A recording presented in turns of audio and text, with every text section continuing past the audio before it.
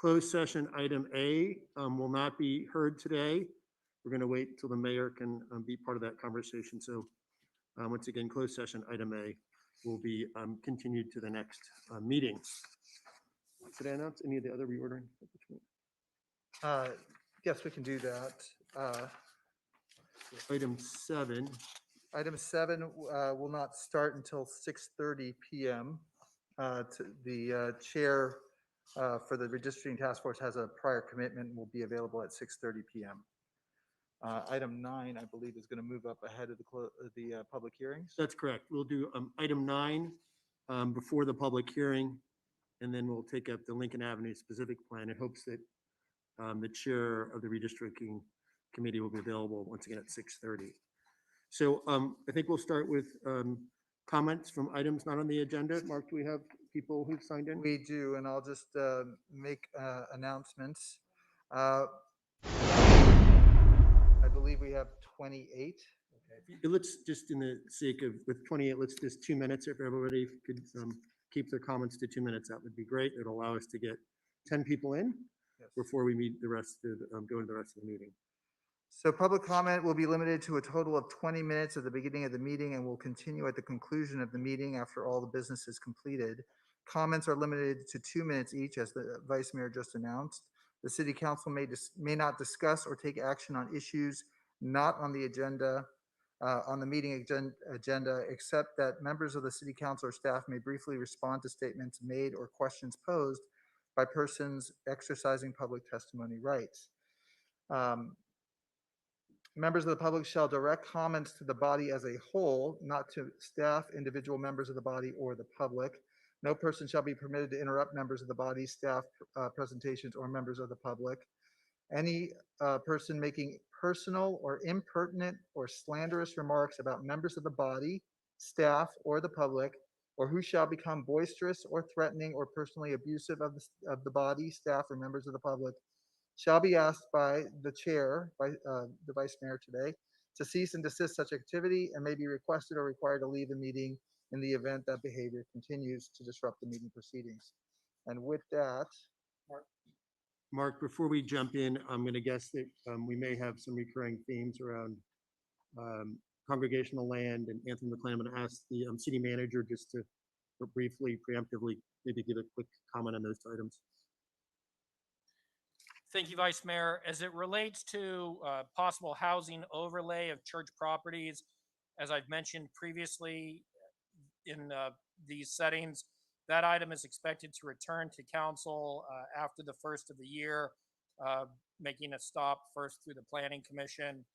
As it relates to the various investigations and disposition regarding the Anthony McLean shooting, there has been no change in the status, and there is nothing that is reportable. Thank you, Steve. So if we go to public comment. Sure. The first speaker would be Sue Park Hur, H-U-R, followed by Cynthia Kirby, who's not yet in the meeting, followed by Ali Ferguson, followed by Rosalie Newman. So let's bring in Sue Park Hur. Okay, you have 2 minutes. Go ahead. Hi, my name is Sue Parker, and I have lived in Pasadena for 10 years total. It's my first time speaking in front of the council members in this format, so I'm both excited and a little bit nervous, but I want to thank you for your time. As a resident of Pasadena District 2, I want to thank you for all of your services. Especially I just got my booster shot, so wanted to just thank you for making vaccines accessible across the city. And I also wanted to thank you, and I'm just excited about the affordable housing units in the Diane and John Mullen Hope Center. Just excited to have been following those stories. I am a pastor. I'm a denominational pastor of the Mennonite Church on a denominational level. So this is my request here to, and my presence here is really with many hats. But I'm educated, but my salary is low. And the reason I can live in this city is because I rent from my friend's mother, who brought this house in the 1970s. Otherwise, I would not be able to afford to live in Pasadena. As a resident, and just, beginning of November 1st, I received a text from my landlord. And the first thing that struck me was panic, because I go by a monthly lease. And any time that a landlord texts you is bad news. 30 seconds. One of the things that I really wanted to ask you was to request for a rezoning of existing churches scattered across the city for affordable housing. As a person who is a renter, I think this is really important. As a person of faith who recognizes that churches are across the country, across the city, it breaks the racist and classist exclusionary zoning practices. So I hope that we would be able to implement. Your time has expired. Could you bring your comments to a close? Thank you so much for your time, and I hope that you would consider my suggestions. Thank you. Thank you. Cynthia Kirby is not. Move on to Ali Bernison, followed by Rosalie Nyman. Ms. Bernison? Yes, hi. 2 minutes. Go ahead. Yes, go ahead. Okay. Oh, thanks. Hey, it's Allie. So I was born here in Pasadena and spent my childhood here and returned as an adult, most recently having completed my graduate degree at Fuller Seminary. I love the city so much and its people who are often warm and hospitable.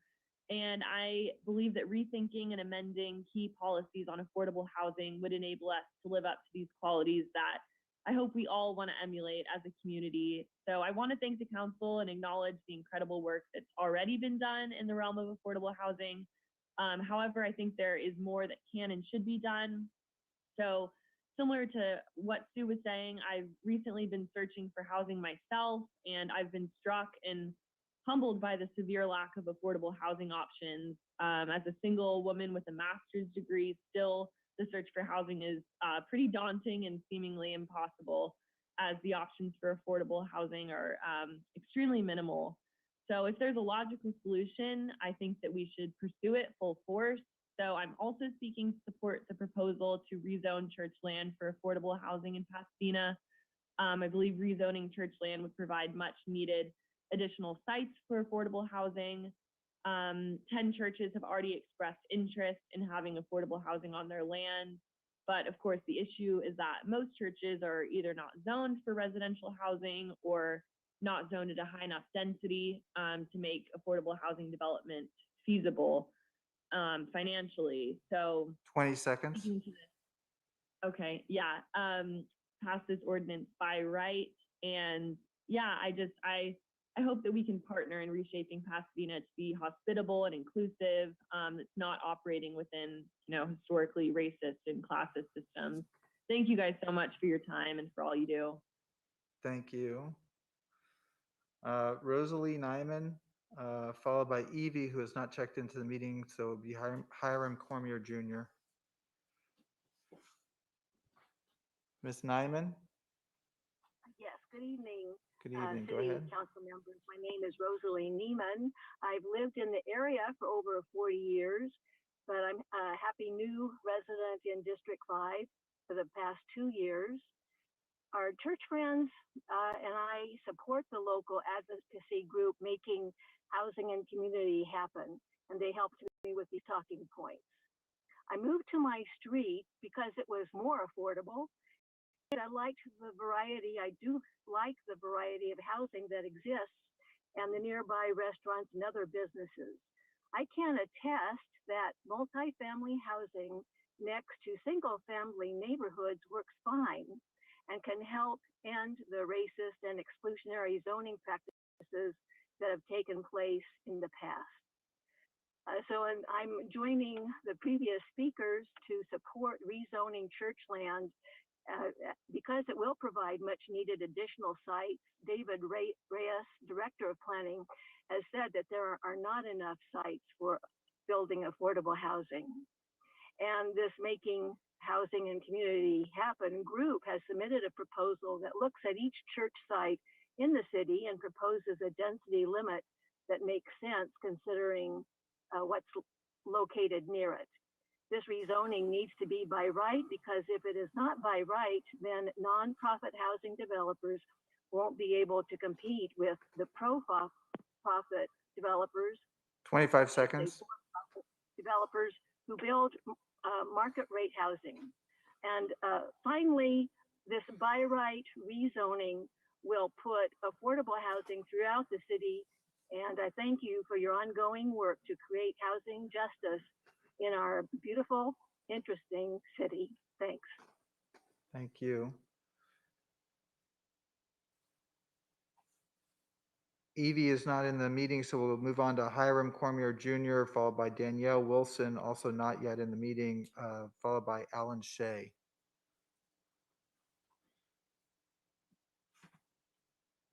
Yeah, what's up? Go ahead, you have 2 minutes. Awesome. So, again, you know why I'm here. I'm calling again to tell you that you need to fire the cops to kill Anthony McClain. You know, at the beginning of the meeting, Romero, you said nothing has changed, and you're exactly right, because as I and other callers have said 1,000 times before, this has been happening in Pasadena and America for hundreds of years, and you're right, nothing has changed. Black people are still shot in their back while running out of their shoes, and council members such as y'all don't do anything. Instead, you sit there in your positions of power as elected officials and say you don't have the power to do exactly that, change, or anything at all, which is fucking hilarious and ironic and frankly insulting to every single constituent that you claim to care about. You know, I'm pretty sure Anthony McClain and the other Black people who've been killed, incarcerated, et cetera, and so forth by the Pasadena Police Department were also constituents. I'm pretty sure that the majority of Black people who live in Pasadena are constituents, meaning, I mean, they live there, and so of course they are. And the same shit can happen to them. It has happened to them, and unfortunately, because of the way you act, will, and nothing will change because you failed to make it change. And that's on you.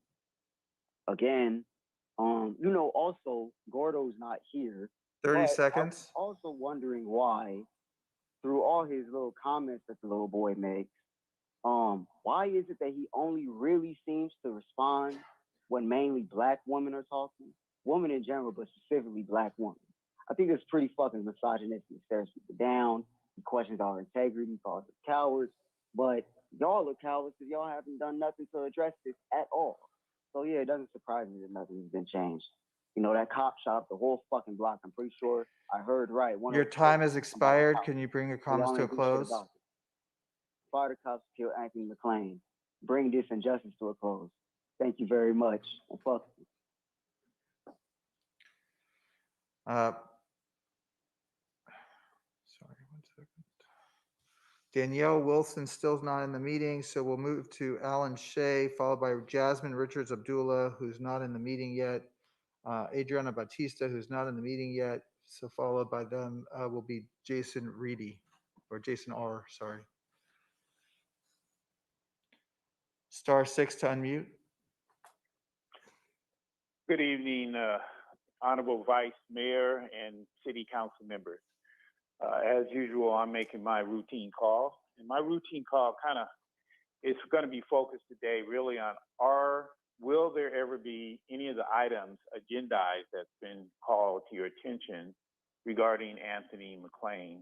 There has certainly been a call that we agendize the alleged protective order issue because there's a video that was taken from the center right there at La Pinaresca Park showing where the officers brought the gun into the crime scene and placed it so that officer, the one who shot Anthony, I can't even think of his name now, he picked the gun up. That video was on the website. So that gun was brought in by Pasadena police. We need to see that video showing them actually placing it, and you have prevented the public from seeing that video. We need to have that released. And we also need to make sure that we have agendized what the new arrangement is going to be about the priority of investigating. Councilmember Hampton said that that's something he want to see happen. It hasn't happened. 30 seconds. We need some kind of finality to these questions so we can resolve them within our community. Thank you.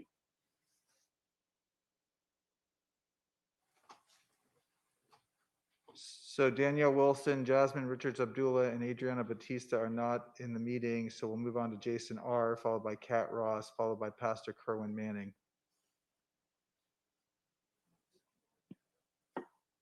Well, 2 minutes, go ahead. all right. So John Kennedy, you have proven many things over your almost 40 years in quote unquote public service. First, you placed the police over the people. Second, you are not for the people, especially Black people. And third, Point you of are Mr. order, Coons. the public speakers are supposed to address the body as a whole and not individual council members. Thanks. What kind of bullshit is that? So you guys can address us as individuals, we can address you as council members. If I wanted to talk to John Kennedy as part of my public comment, I should be able to address him. You need to address the body as a whole, please. We want to hear what you have Sure. to say. So this we want to address this the body as a whole. okay, so Thanks. this body is full of coons. How about that? This body is full of coons. I'm going to quote one of your council members since he's part of your body. He said in the past that oversight and accountability are part of the territory and come with the honor of accepting a badge and a gun. But obviously, this body doesn't think that's the case when it comes to cops who murder, terrorize, and harass Black people. One of your council members, the Black one, the man, is a coward of many words. He doesn't want to see Edwin Dumagwindon or Ron Sereno held responsible for the murder of Anthony McClain. Let's see here. Let's talk about the Black woman that is on your council. I'm not going to address her specifically. She's a coon. She shouldn't be forgetting that anytime soon. Her Facebook. Your comments are slanderous. Vice Mayor, these are derogatory comments. Could you keep your? These people are coons. These people are coons. That's what they are. Jason, Right? Jason, I'm sorry. We're going to have That is to Mike. ask you to cut You know, off. when this, we don't have to ask people to do anything. The minute we hear this, cut them off. Just cut them off. I think we just cut him off. We did. Thank you. Oh, no, I appreciate it. No, I'm just saying, just Thanks, from here on Councilmember out, we hear any of this type of stuff, we need to just cut them off immediately. Thank you. So I'd like to remind the public that hate speech is not acceptable. And as Councilmember Felicia Williams pointed out, the comments need to be addressed to the whole body. So I'd ask people, if they're not going to do that, that they rewrite their comments or show up on another day. The next speaker is Kat Ross, followed by Kerwin Manning, Pastor Kerwin Manning, followed by Michael Williams.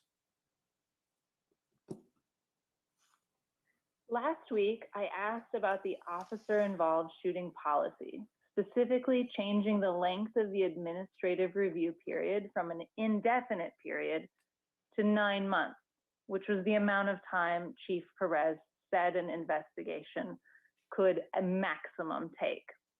This would allow officers and the community an opportunity for closure after an officer kills one of our neighbors.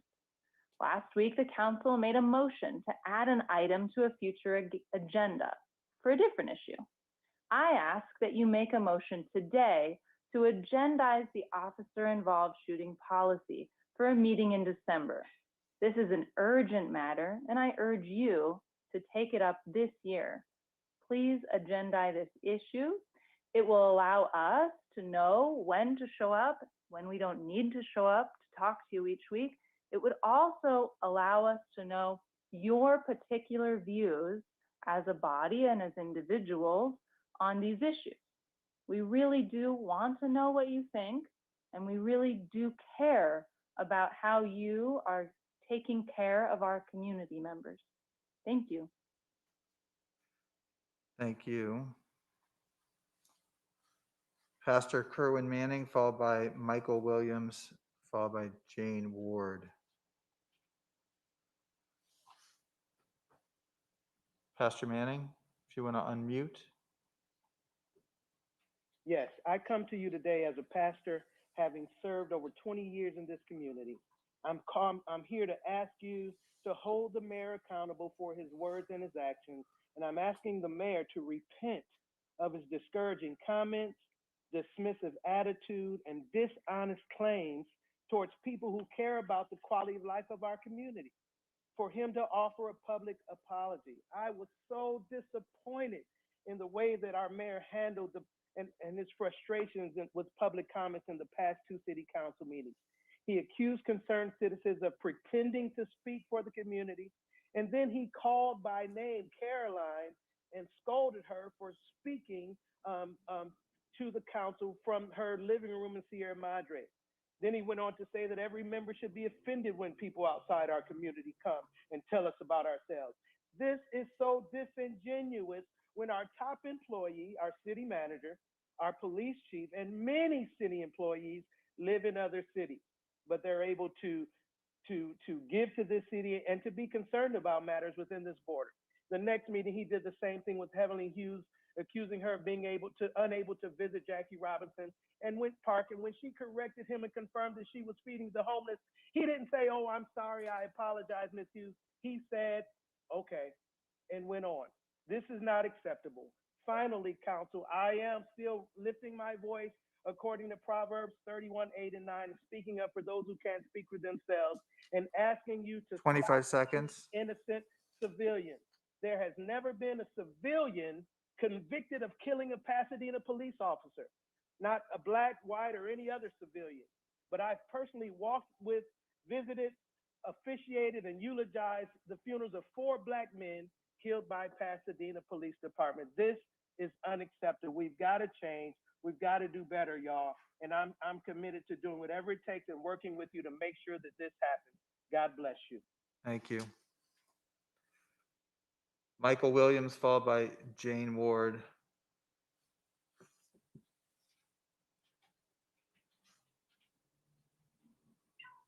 Go ahead, 2 minutes. Oh, sorry, you just unmuted. You muted and then you muted yourself. There you go. 2 minutes, go ahead. First of all, I want to say that if you keep enforcing your policy that is against and in a violation of the Freedom of Speech Act, you will be receiving a lawsuit. I will promise you that. Do not continue to keep doing that. You've let it slide that you have this policy because you haven't enforced it, but now you're trying to enforce it. And science people, if you can't take people saying things that you don't like or that you don't want to hear, then find another job. Secondly, this council, the mayor, has to stop pushing off blame to other people for not doing the right thing in the case of Anthony McLean. The right thing is to fire the officer. You all have not done that. You've tried to push it off on the police, the chief of police. You tried to push it off on the city manager. You tried to push it off on the district attorney of Los Angeles. And now you've allowed your unscrupulous mayor to push it off on the community, basically saying that the community doesn't care about police violence in Pasadena, which is a lie. 30 seconds. Fire the officers that killed Anthony McLean because it's the right thing to do. It shouldn't matter who's calling in, whether they're from Pasadena or from Canada. The right thing is the right thing, and it shouldn't take people telling you to do the right thing for you to do it. So just do it. Thank you. Jane Ward, followed by, we have one more, we have time for 2 more. Jane Ward, followed by Keely.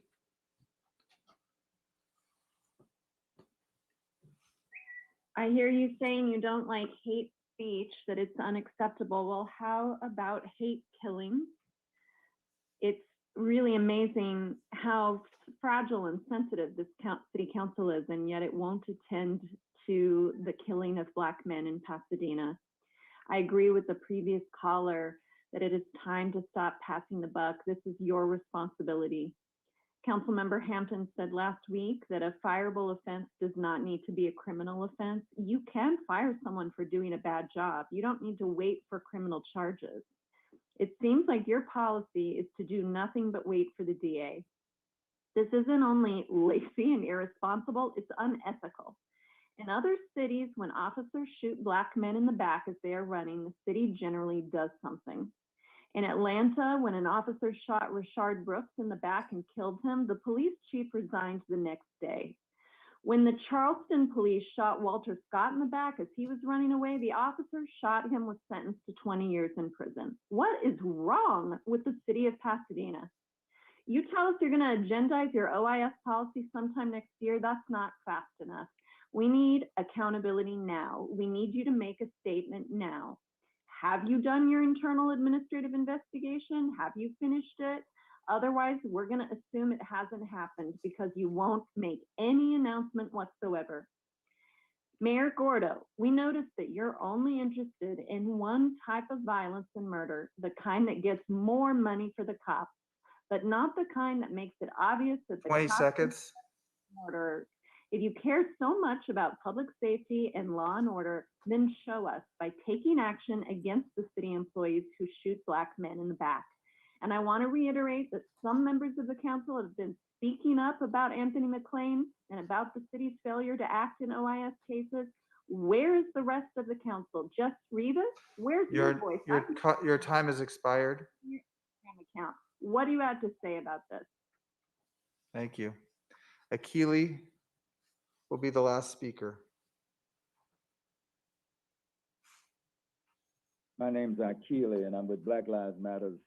And the city of Pasadena has an extensive and shameful history of anti-Blackness. I know this because I spent many hours in Pasadena lifting up Kendrick McDade that was killed by the police, by the Pasadena police, and nothing was done there. And now we have Anthony McLean, who was killed again, neither one of which committed any crime, neither one of which all they had in common was being Black, neither one of which there was any accountability or justice.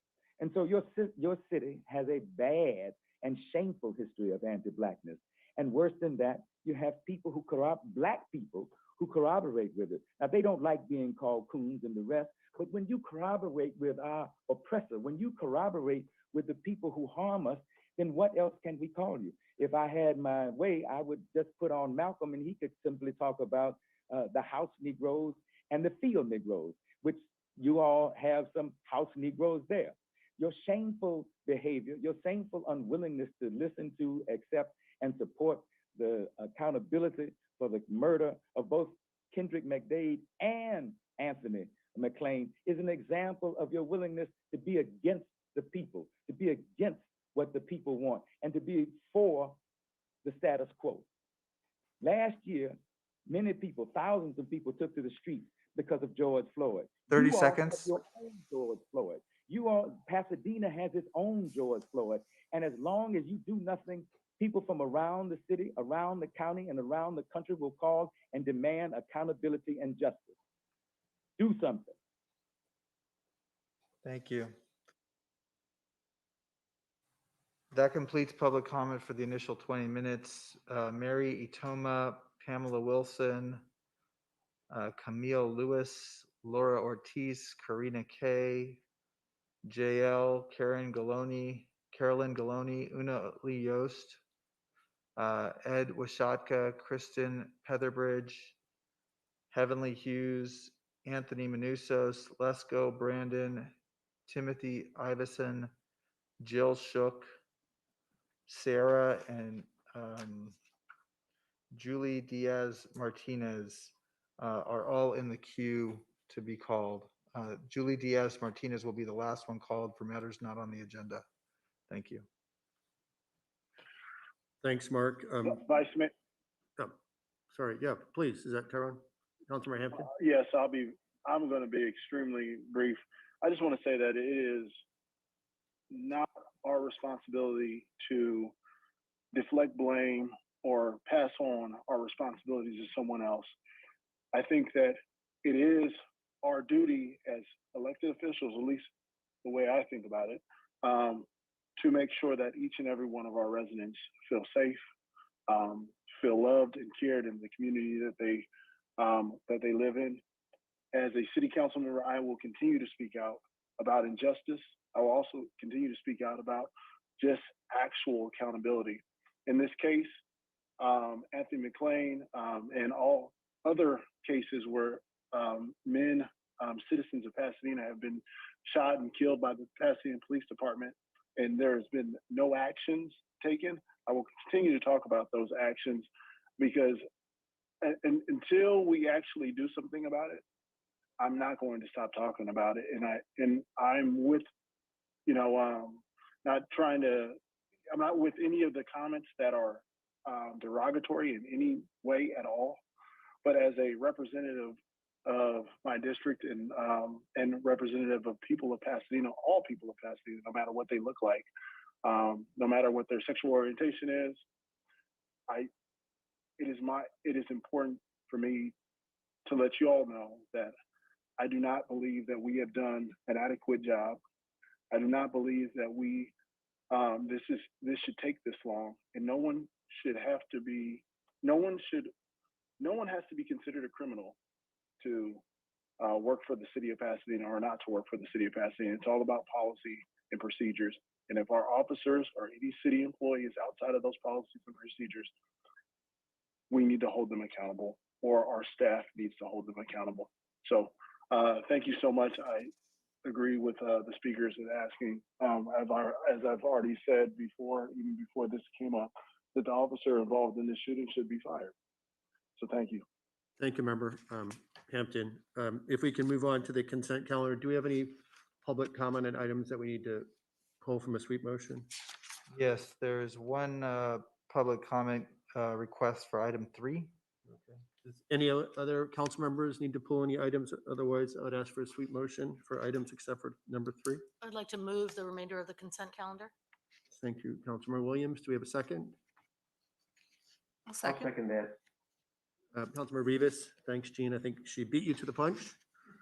Roll call, please, except for 3. For consent except for 3, Councilmember Hampton, Yes. Councilmember Kennedy, Yes. Councilmember Madison, Yes. Councilmember Masuda, Yes. Councilmember Rivas, Yes. Councilmember Williams, Yes. Vice Mayor Wilson. Yes. Mayor Gordo is absent. Unanimously approved. Thank you. Should we bring in the speaker on number 3? It's Anthony Manusos. Welcome, Anthony. Hi, can you hear me? We can. Go ahead. Wonderful. Well, I just can't thank the Housing Department enough, and especially Bill Wong, for this program, this pilot program that won national recognition. And now our stellar Housing Department is seeking funding to extend this program up to 22 different households. I just want to express my appreciation to the Housing Department, also to this council, for being supportive of ADUs over the last few years. So that's all I have to say. Thank you very much.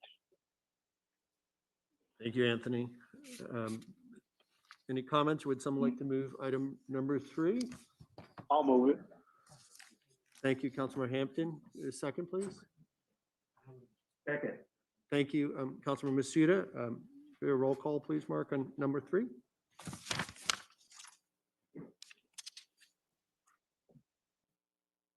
Councilmember Hampton, Yes. Councilmember Kennedy, Yes. Councilmember Madison, Yes. Councilmember Masuda, Yes. Councilmember Rivas, Yes. Councilmember Williams, Yes. Vice Mayor Wilson, Yes. Mayor Gordo is absent. Motion passes without opposition. Thank you, Mark. And as was announced earlier, I think we're going to go to item 9, which is the water revenue refunding bonds. And then we will pick up the public hearing with item number 8. Item 7, we're waiting for 6:30 so the chair can be available from that committee. Some Item number 9, is it Vic who's going to do that? Or Steve, are you introducing? With me is Matt Hawksworth, Matt. Director of Finance, and I will turn to Matt to report on the results of today's auction. Thank you, City Manager, Vice Mayor, and Council. Yes, this morning we sold water bonds on a competitive basis. We got 12 bids. Bank of America was the winning bidder at a great rate, and we'll let Deputy Finance Director and City Treasurer briefly walk through a couple slides regarding the transaction. Thank you, Matt. And if I can get the PowerPoints on the screen. No.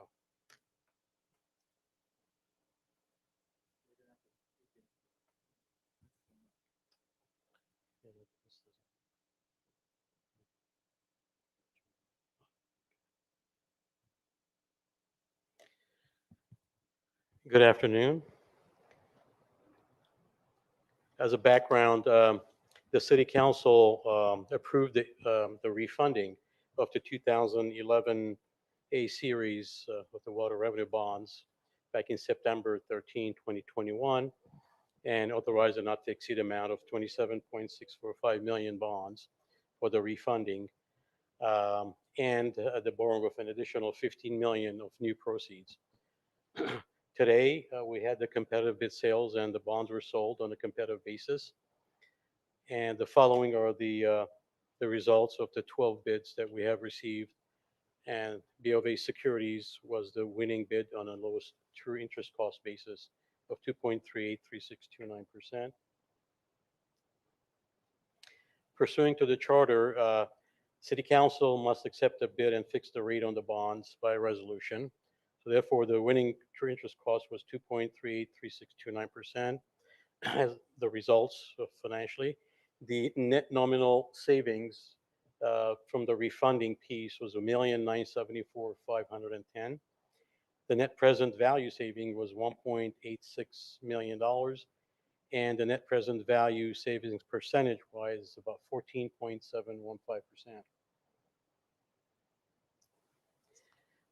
The Section 3 of the resolution we filled in and presented to the city clerk the new resolution with all the numbers from this morning's results. The exact aggregate principal amount of the bonds issued and sold is $22,480,000.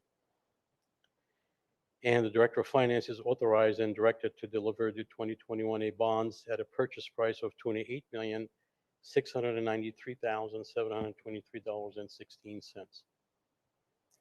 And the recommendation is to award the bonds to BofA Securities at the winning true interest cost of 2.38%. Thank you, Vic. Do we have any comments on this item?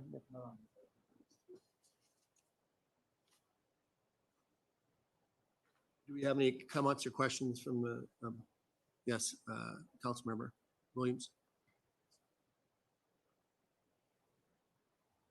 Thank you, Vic and Mac. These are great results from the auction today. I think in the future when we issue bonds, could we include the POS as part of the staff report? Because I am interested in the structure, just mostly because I'm interested in it, just to kind of see what the call structure is, the rate covenant, those sorts of things that are of morbid interest to me, but probably not to many other people. But just to include that there. So just to verify, they're tax exempt 30-year bonds, correct? Yes. On the new money. On the new money. Right. We didn't extend the term on the refunding. Okay. And then the refunding, and then there was in Exhibit B that the tick was a different number than on Exhibit A. So it was just the tick on Exhibit B was 2.378, and on Exhibit A was 2.383. So I was just wondering the difference on the calculation sheet.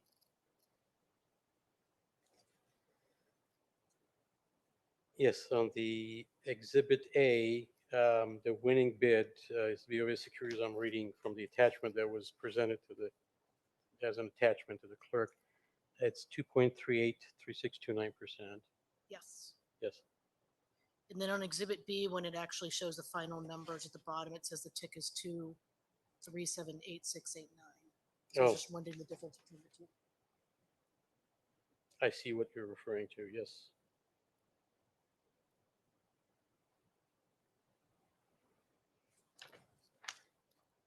So if we just make this, if they're supposed to match, Yes, Yeah, it's okay. supposed to. Yeah, I will get contact with the municipal advisor who prepared this and okay. make sure Just- whether it's a typo or yeah. Okay, just update the exhibits. Yep. That'd be great, but great job for saving our ratepayers money. Any other questions for staff on this item? I think I had one question. These are refundable at a future date. We can, the world changes, we can Yes, refund again. they have a 10-year park hall. Okay, awesome. I don't see any other questions from the council. This one's prepared to make a motion, formal motion on this item. I'd like to move to accept the staff's recommendation and the resolution is updated. Second. Councilmember Williams, do you have a second? I think, John, was that you? Yeah. Okay. Second. Second from Councilmember Kennedy. Roll call, please. To approve the staff recommendation, Councilmember Hampton, Yes, great work, by the way. Councilmember Kennedy, Yes. Councilmember Madison, Yes. Councilmember Masuda, Yes. Councilmember Rivas, Yes. Councilmember Williams, Yes. Vice Mayor Wilson, Yes. Mayor Gordo is absent. Motion is unanimously approved 7-0. Thank you, Vic. Thank you, Matt. Thank you.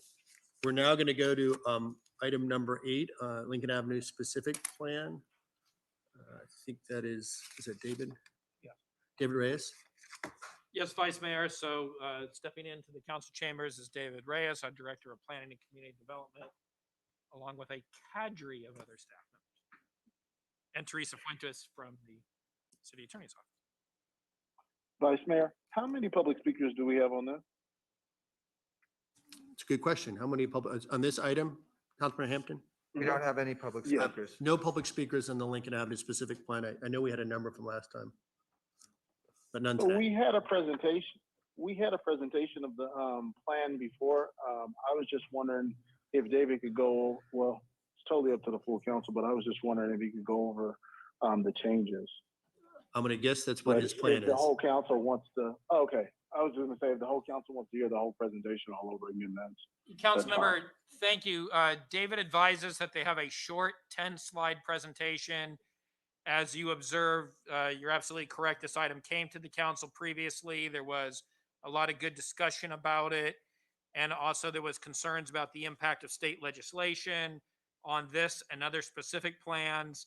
Subsequent to that, David Reyes presented a very good primer for the council and the community as it relates to SB 9 and the impact on our specific plans, our general plan. I think that provided a much needed context that, as you allude to, hopefully will allow for a more streamlined process this evening. And so with that, why don't I turn it over to David Reyes? Thank you. Thank you, Happy Mr. birthday, by the way, too. Thank you, sir. Thank you, Mr. City Manager, Vice Mayor, council members. So that we can get into this, I'm just going to turn it over to Anita Serna, our senior planner, to make that short presentation. And then we have all of the back pocket slides. We can answer any questions you might have, and we can get into any details that you might have in terms of questions about the regulations. But we do have a short presentation this evening. And I would note that there was just one small error in the report. We're not changing the general plan designation to the low section. We're keeping it at the medium, but the number is changing to match the zoning. So we are reducing that general plan range, the 0 to 87.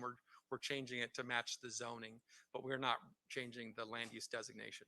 It's just to clarify that. So with that, Anita, if you are available, thank you. Yes, good evening. Can we, Martin, can you show the presentation, please? Okay. Perfect, thank you. So let's go to slide, to the agenda slide, Martin, the third slide. So good evening, Vice Mayor, council members. My name is Anita Serna. I'm Senior Planner managing the Specific Plan Update Program for the Planning Department. I'm excited to be back here again on the Lincoln Avenue Specific Plan. Tonight's presentation will be brief. We'll start with some context about the Lincoln Avenue Specific Plan area and highlight the plan vision and area concepts that were presented and discussed at the September 20th meeting. We'll then provide a brief overview of the development standards and revisions made to the recommended plan to address feedback received. And finally, we'll conclude with our recommendation to the City Council. Next slide, please. So with that, I would like to provide some context for the benefit of this council and any members of the public participating tonight. The Lincoln Avenue Specific Plan is located in North Pasadena, about half a mile east of the Arroyo Seco, is the area shown in pink here on this map. This area generally consists of a mix of uses functioning as a commercial district surrounded by residential neighborhoods and John Muir High School. Next slide. Zooming in a little bit closer on the Lincoln Avenue Specific Plan, as part of this update, the plan boundaries would be revised.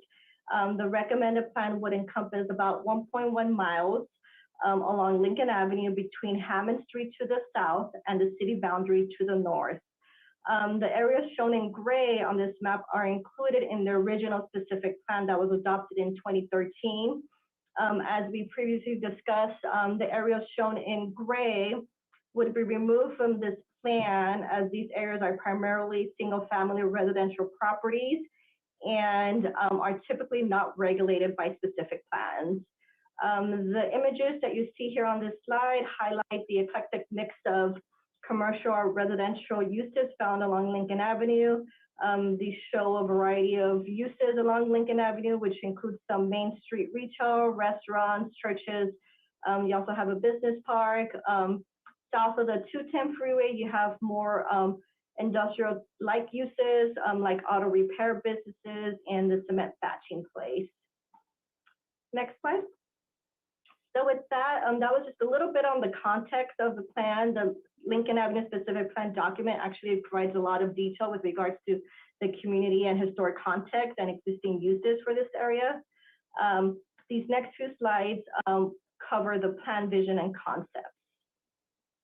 Next slide. As previously shared with the council, Lincoln Avenue is envisioned as the heart of the greater residential neighborhood where commercial and multifamily uses coexist in a walkable, vibrant environment with public realm improvements that create a cohesive and well-connected corridor. Two sub-areas were created for the Lincoln Avenue Specific Plan. Each have their own unique vision concept, but they're both complementary to each other. Starting with Lincoln North sub-area, which is north of the 210 freeway. The concept is a small-scale neighborhood-serving commercial main street, which reflects a vibrant pedestrian atmosphere and the area's historic charm. They're all located within walking distance of courtyard-style multifamily housing, as well as John Muir High School. The intent here is to foster a supportive environment for existing shops and services that are within walking distance to residents, and as well as lowering barriers to entry for new small businesses and owners to encourage a more adaptive reuse of existing buildings here in this area. And so the concept diagram to the right here illustrates some of the public realm ideas that are included in the plan. For example, creating a gateway to Pasadena at the intersection of Montana and Lincoln through intersection treatments and new trees. You also have the potential for public open space opportunities on the John Muir High School campus by partnering with PUSD, as well as concept for streetscape improvements throughout the corridor. Next slide, please. The concept for Lincoln South sub-area, it's a little bit different. It's a livable employment hub with new multifamily housing options and flexible commercial spaces for research and development and other kinds of new businesses, coupled with shopping, amenities, and services, again, all within walking distance of residents and employees. As I mentioned a moment ago, for the Lincoln Avenue North sub-area. An important overall objective of the plan is creating a supportive environment for new and local businesses throughout the area. In Lincoln South sub-area, this entails leveraging the area's proximity to JPL and Caltech. And so some of the public realm concepts that you see in the plan are for street through more street trees that produce consistent shade, as well as improved pedestrian crossings to better connect the east and the west sides of the street. Also enhancements of the Washington-Lincoln intersection in order to establish a great sense of place and arrival into the plan area. The concept also includes the creation of new housing opportunities west of Lincoln, as well as new employment and business opportunities on the east side of Lincoln. Next slide, please. And so these next two slides will get into an overview of the key development standards that we shared with you last time and go over some of the recommended changes. Next slide. So this slide here highlights some of the key development standards that were presented in September and are included in the revised recommended plan that was included in the staff report. Starting with increased walkability, the plan includes requirements for wider sidewalks with larger parkways that support healthy trees, as well as ground floor design treatments such as minimum transparencies, lighting and shading requirements. The plan also supports local businesses and lowers barriers to entry to activate storefronts by standardizing and lowering parking requirements for more flexibility in land uses. It also promotes adaptive reuse of existing buildings for new and creative uses. Another important component of the plan, it'll provide more open space. The plan really sets new requirements for commercial projects. So for example, new commercial development of a certain size will be required to provide common open space for its tenants. Also, residential projects will be required to provide more open space for its residents. The other thing that the plan includes are better height transitions between corridors and surrounding residential neighborhoods via modified encroachment plane and building stepbacks. And lastly, a new custom manufacturing land use category is included in the recommended plan in order to address a community's desire for more startup and small scale artisan production in this area. So those are just some of the highlights of what we shared with you last time. This next slide, based on City Council direction, we've adjusted the density, intensity, and building height for the mixed-use district in the Lincoln Avenue specific plan area. Previously, the density was set at 48 dwelling units per acre.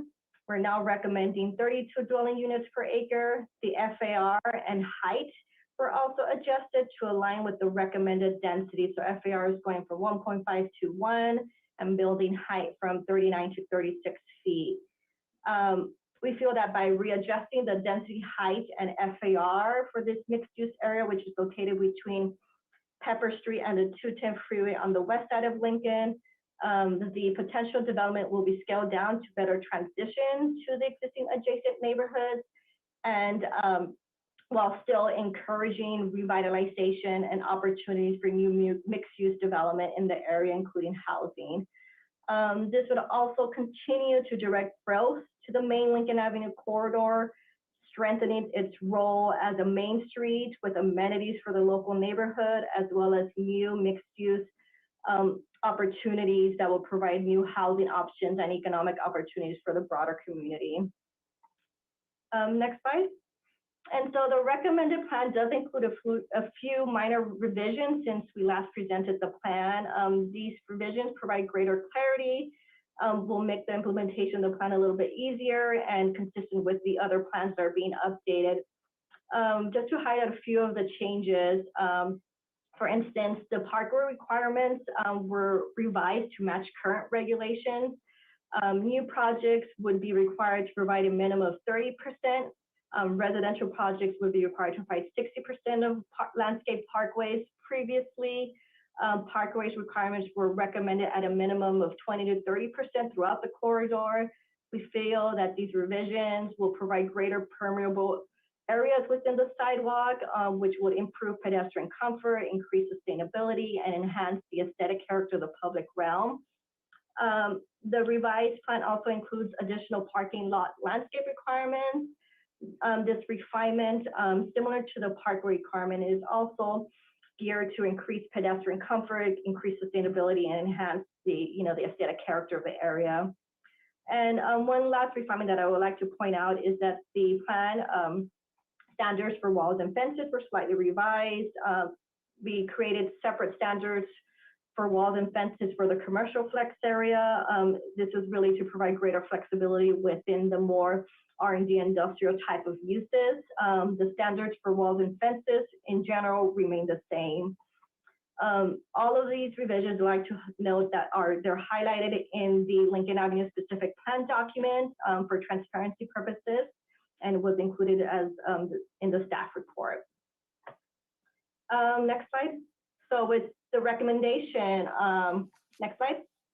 Staff recommends that the City Council adopt the addendum to the general plan EIR for the Lincoln Avenue specific plan update, make the findings for approval for the general plan, specific plan, and zoning code amendments as modified by the Director Reyes. Adopt the 2 resolutions, one for the general plan amendments and another one for the specific plan adoption or update. And lastly, direct the city attorney to prepare an ordinance for the zoning code amendment. And so that concludes the presentation, and I'll turn it over to our director, Mr. Reyes. Mark, do you want to? Yes, just a housekeeping item. The public hearing started with the presentation, and I just want to report out on the noticing for this public hearing. The public hearing notice was published on October 28th, November 4th, November 11th in the Pasadena Press and the Pasadena Journal. The city clerk's office received 1 letter expressing concerns and objections to the entire Lincoln Avenue specific plan. All the letters were distributed to the council, posted online, and are part of the record for this public hearing item. Mark and Norbright, we have no one here tonight for public comment on this item. That's correct. I see no speaker cards for public comment on this item. Oh, there actually now are 2. We just received them a short period ago. Why don't we take the speakers? Are they in the meeting yet?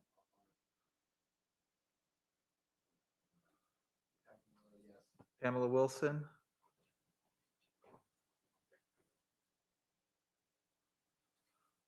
Followed by Andrew Salimian. Miss Wilson, go ahead. Yes, hi, can you hear me? We can. Go ahead, 3 minutes. All right, thank you. I had put my name in on another speaker card, but I didn't put the agenda on there. So that's why you're just not getting a speaker card now with for the number 8. But let me start by saying my name is Pamela Wilson, and I'm a member of Lincoln Avenue Christian Church that's located at 1180 Lincoln Avenue here in Pasadena. And I'm pleading with the City Council to approve a resolution on the Lincoln Avenue Pacific Plan for the rezoning of church land for the building of affordable housing. If approved, this project could act as a model for other parts of Pasadena, alleviating the limited affordable housing problem Pasadena faces. This could offer Pasadenians the opportunity to better their lives and the community. This could be the beginning of putting an end to children and families that are homeless and those on the verge of homelessness. So please allow churches to be a partner in this endeavor. After all, that's what the church does. They try to better the lives of the community they serve, as does this city council. Churches and church land use can be useful in this effort.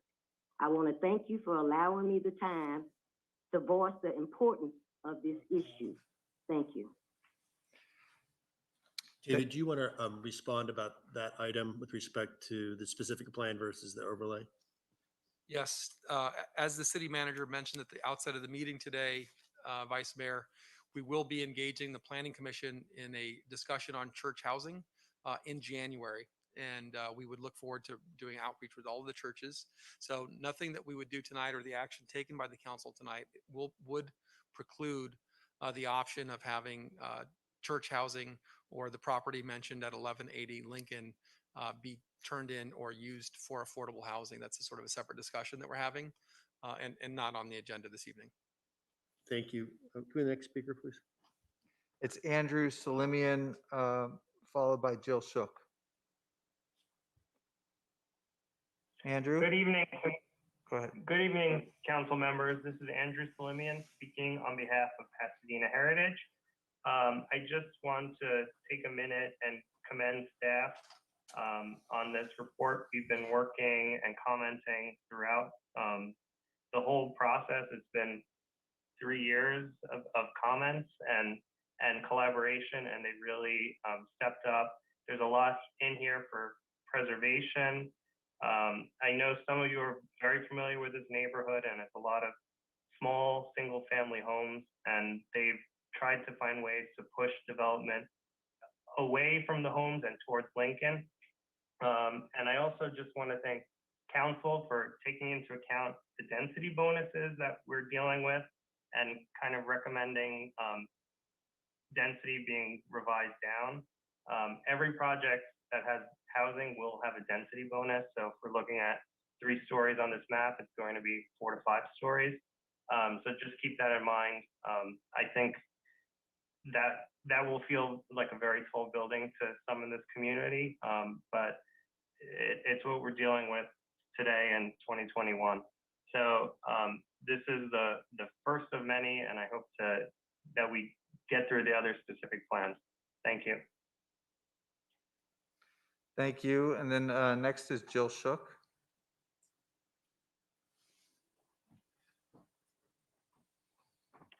Good evening, City Council.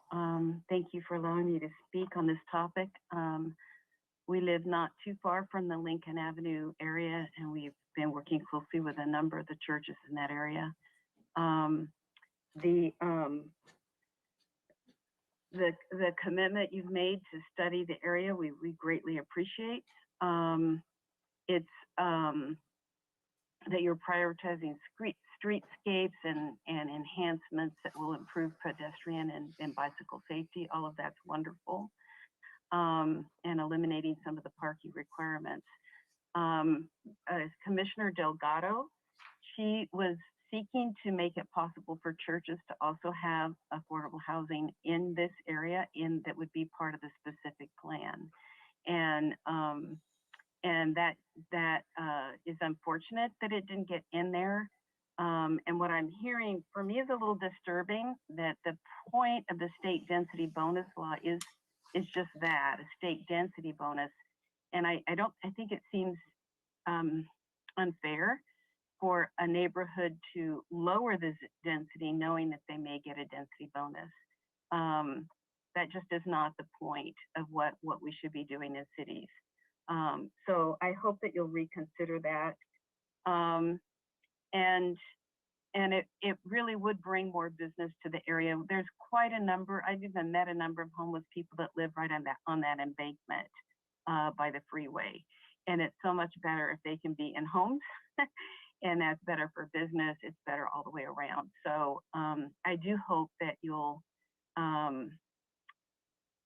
can go forward, but consider in the future making sure that you don't lower density so that density bonuses don't necessarily count. So thank you. David, would you like to respond to the concern about changing the density or lowering the I vote? would, and I think it is important that the council hears that, in fact, we're increasing density. None of our plan areas are we proposing, including this plan before you this evening. We're not lowering densities. We're actually doubling the allowed density from 16 units per acre to 32 for the stretch along the east side that is mixed use. And so I think it's important that the public understand that, you know, despite what's in the paper or what's being said, we're actually proposing an increase in density and we're not lowering densities. Thank you for that important clarification. Is that it for public comment? That completes public comment on this item. Thank you. Excellent. So let's open it up for council member questions and comments. Do we have, pick this up. Do we have people who would like to make comments or have clarifications from staff?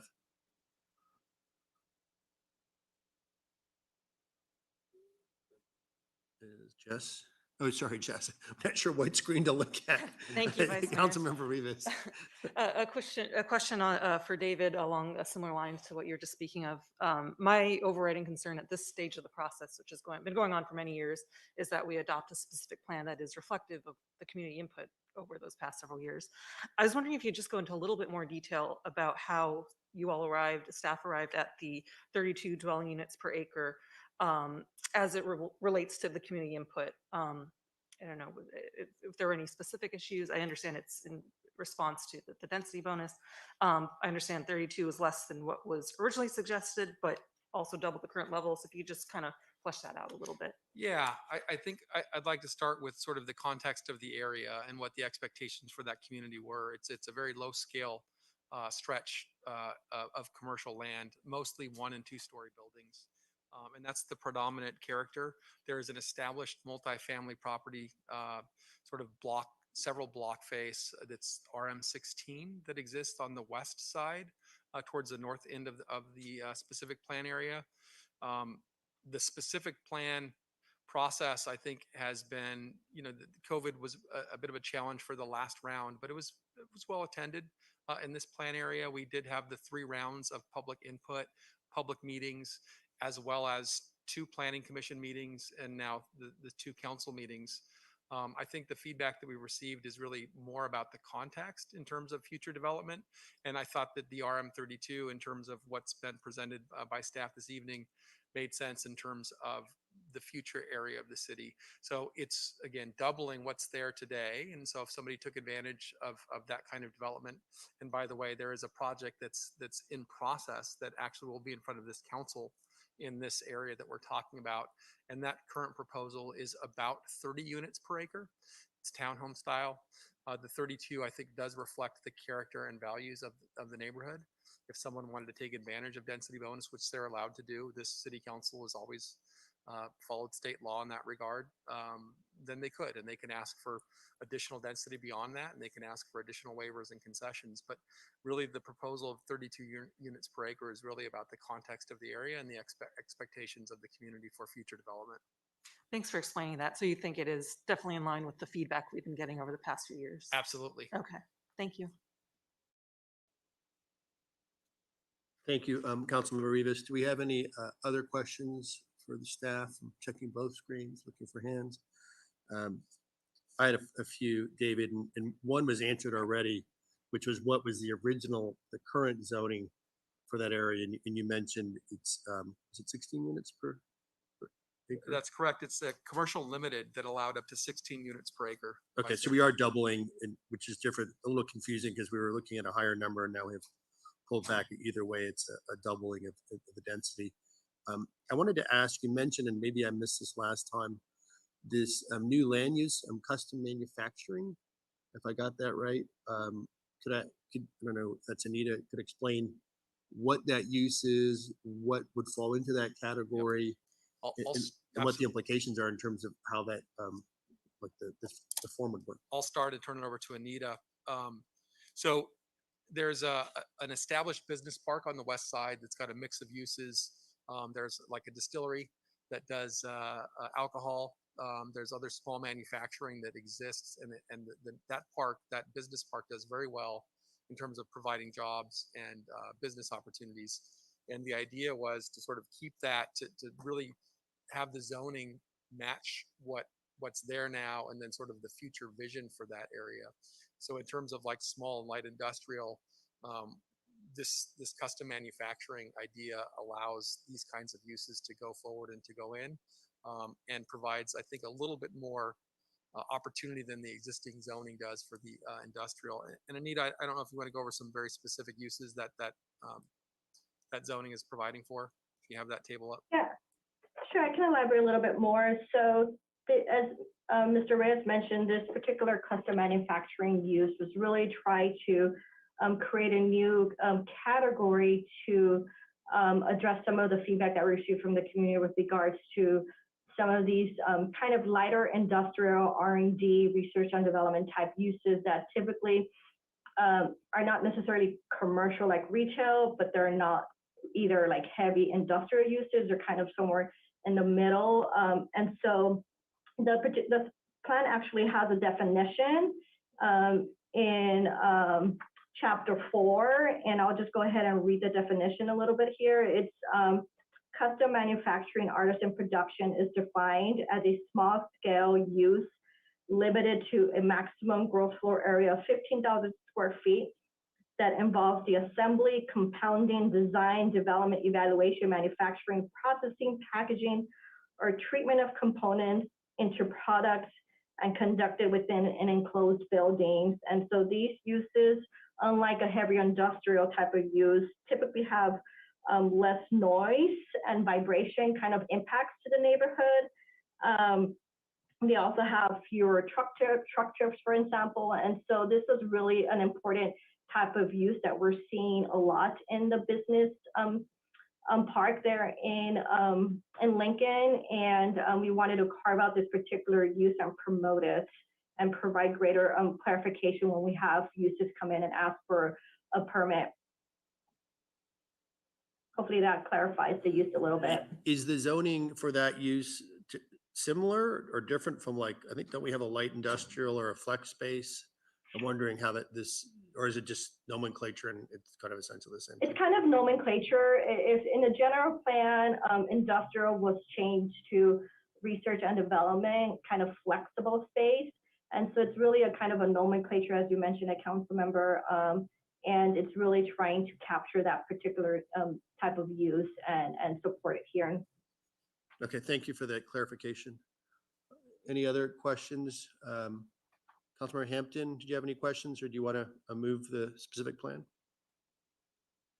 Yeah, I'd like to make a motion to close the public hearing.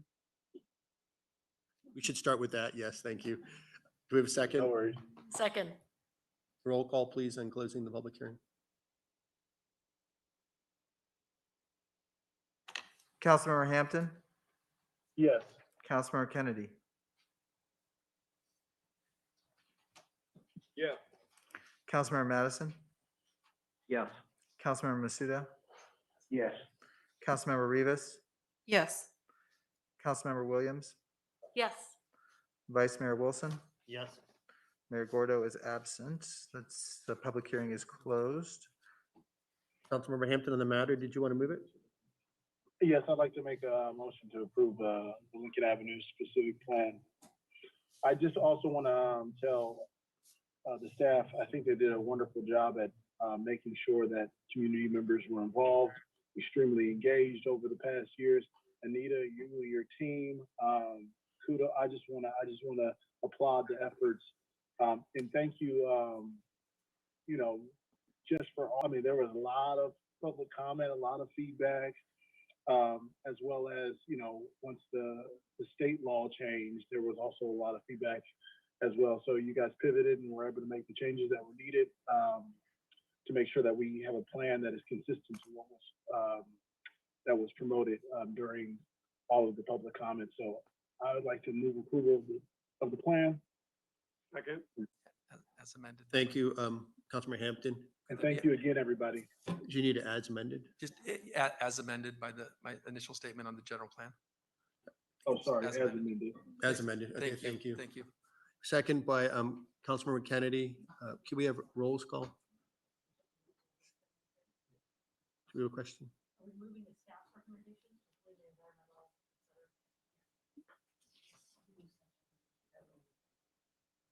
So it's item 8, the recommendations under item 8. As amended with, okay. As amended. Okay. As amended. Your initial statement was the amendment? Okay, thank you. Councilmember Hampton? Did we lose him?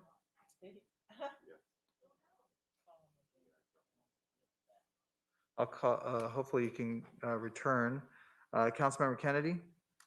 Yes. let's wait for Hampton to come back. Councilmember Hampton, you're back. Yes. Yes, thank you. So Councilmember Kennedy voted yes. Councilmember Madison? Yes. Councilmember Masuda? Yes. Councilmember Rivas? Yes. Councilmember Williams? Yes. Vice Mayor Wilson? Yes. Mayor Gordo is absent. The motion passes unanimously.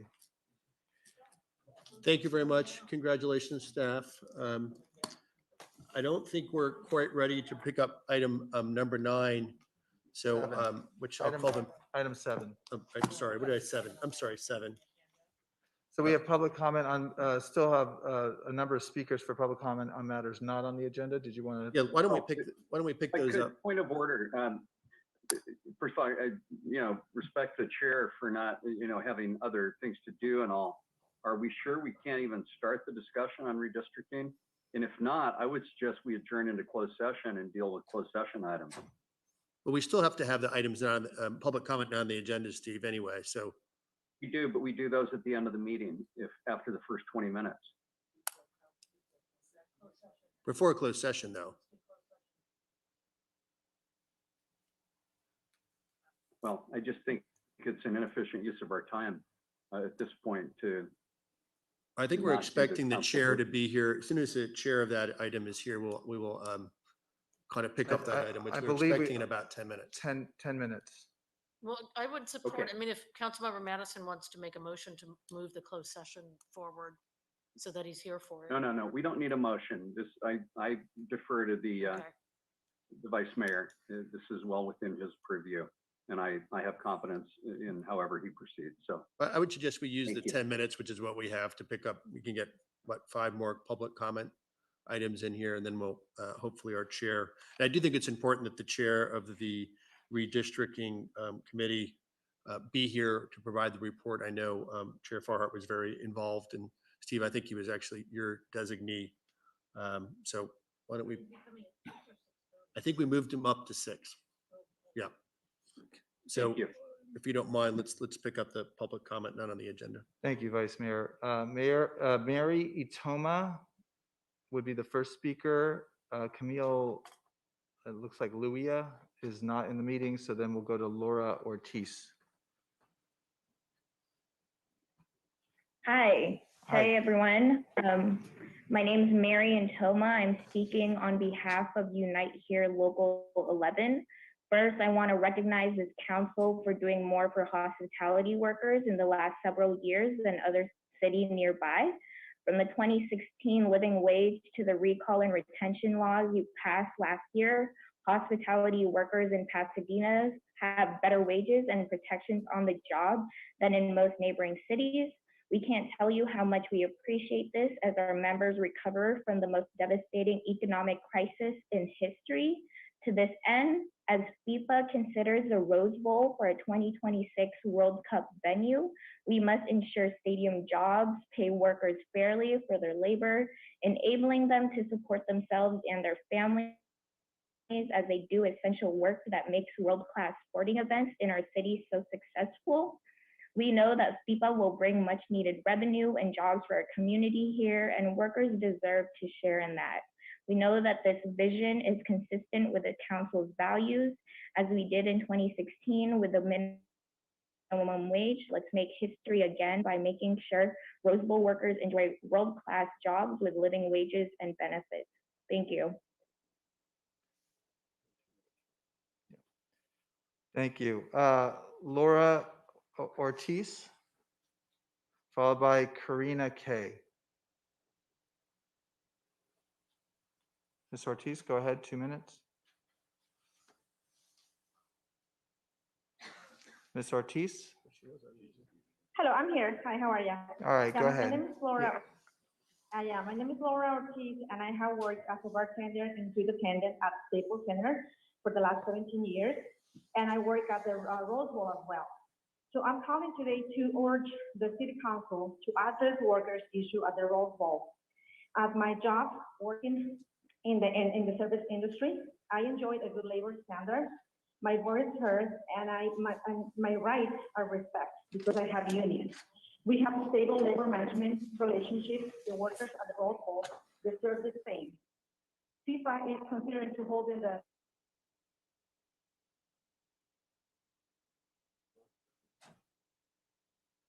Ms. Ortiz, did we lose you? Okay, we'll go to the next speaker, Karina Kay. *6 to unmute, Ms. Karina. Hello, can you hear me? Yes, we can. Go ahead. Hi there, my name's Karina. I'm a member of Black Lives Matter Los Angeles. I'm also a Pasadena resident. I've called in before. I want to start off by saying that your curtailing free speech is unacceptable. Like, you don't get to say how people express themselves and how they communicate just because you are a conciliar body. That's ridiculous, and it's extremely undemocratic of you. So I would urge you to revisit that. Secondly, I'm calling to uplift the demand for justice for Anthony McLean. You all operate as if the Pasadena Police Department doesn't have blood on its hands. You all operate as if a Pasadena resident getting shot in the back is okay. None of you should feel proud of that. We demand that those officers be fired. There's body cams for a reason. Being hunted down like a deer or an animal is unacceptable. Anthony McLean was a human being, and you all acting as the gatekeepers and allowing your police department to walk around unscathed with zero accountability is egregious. It's reprehensible. You all need to start reimagining public safety and reimagining what police accountability looks like, because what you're doing right now is absolutely not it. We need justice for Anthony McLean. We need those officers fired. We need Steve Mermel fired for failing to hold anyone accountable, and we need the police chief fired for this disgusting behavior, this lack of 30 seconds. And just your absolute problematic behavior. You all are white supremacists, black and brown faces on white supremacy. You don't need to be white to be a white supremacist. But this conciliar body is extremely problematic. We demand justice for Anthony McLean yesterday. Do your job.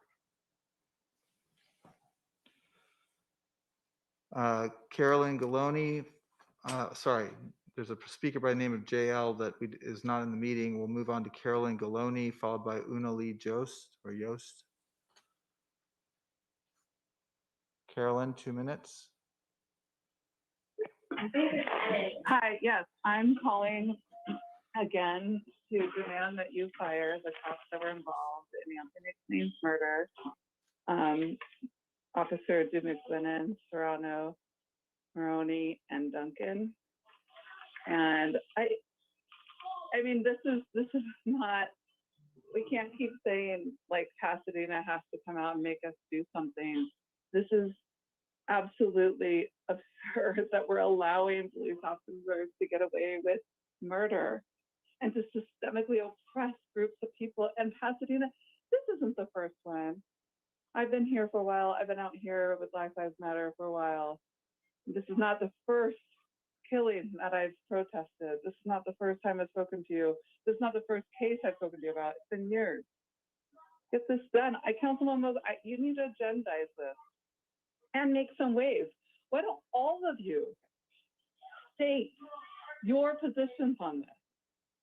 All of you, make an announcement so that the world knows. The world knows where Pasadena stands, so the world can decide whether or not they all want to come into this town, but stay outside this town so we're not spending our money here, and demand that you guys seek justice for Anthony McLean. You guys can stand out, hold signs if you want to outside of Mermel's office. You can fire Mermel. 30 seconds. What needs to be done to get this justice? Anthony McLean and Anthony McLean's family deserve better. The community deserves better. Make news reports. Make some noise. Seriously, make some noise. You have a voice. You can speak out in every council meeting and say something about it. Hampton just did. Let's be loud. And if your opinion is contrary to mine, still say it. Don't just sit on your hand to pretend you're doing something or care. Actually do something. Please. Your time has expired. People.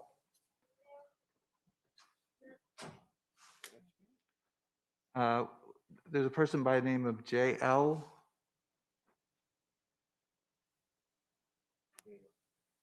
Okay. You have Oh, 2 minutes. Go ahead. Hi.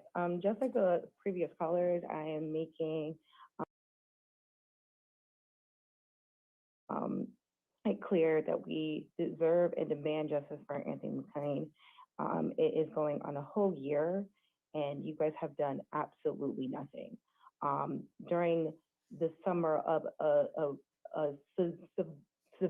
the biggest cry of for justice for Black folks, you had a George Floyd happen in your community. And what did you guys do? You did absolutely nothing. The fact that it's not even on the agenda, it says a lot about what this council believes in, how it feels about Black bodies. We have a member on your council member who says he will speak up. That's great, but as you see, they clearly do not value your voice because of what you look like.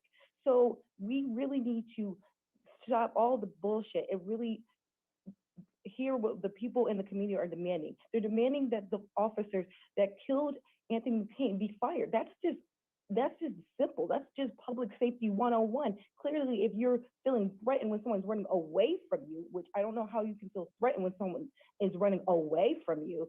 But if you simply feel threatened that you will be trigger happy to kill someone, then you damn sure do not need to be a part of public safety. You damn sure do not need to be a part of that. The fact that there's no investigation happening smells of a cover-up about what's been happening in Pasadena.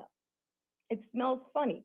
And the fact that you guys continue to like pass the buck and just not do your basic job. This is like the bare minimum of your job is really absurd. It's really absurd. And it's a shame. It's a shame for that family to have to endure, who live in Pasadena, go in and out every single day and knowing that you guys could care less about their family. I'm sorry, your time is expired. Could you bring your comments to a close? Do your job. Fire the officers. That's what I'm asking. That's what we're demanding. Thank you. Vice Mayor and Council, Chair Farhat has been able to join us, and we are able to start item 7 if you would like to pick that up. Yes, Mark, if we could pick up item 7, which I believe is a public hearing. It is a public hearing, Would so you like to announce this one? I'll take care of it this time. Thank you. This is the time and place for the public hearing on the submittal of the Redistricting Task Force final report and recommended redistricting plan for City Council consideration. Receive public input and testimony on the redistricting plan and composition of one or more council districts, and conceptually approve or modify the recommended redistricting plan. On November 1, 2021, the public hearing notice was published in the Pasadena Press, and on November 4, 2021, the public hearing notice was published in the Chinese LA Daily News, La Opinion, the Pasadena Press, and the Pasadena Journal. The city clerk's office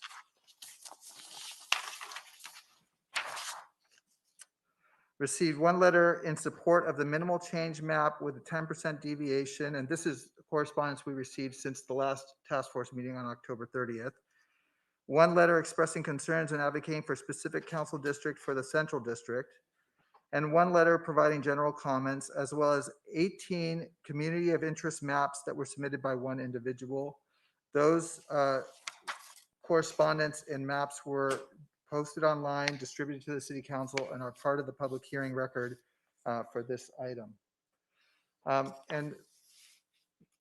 Vice Mayor and Council, I'm pleased to introduce Chair Farhat. We may also have Vice Chair Rita Moreno, who will join us. She is also with another commitment tonight. She is staffing the City of Los Angeles's Public Health Commission tonight. They had a special meeting that moved it, and she was unable to change her schedule. So we're fortunate enough to have Chair Farhat. Also with us is from representing our technical consultants is David Ely, National Demographics, and David's been helping them.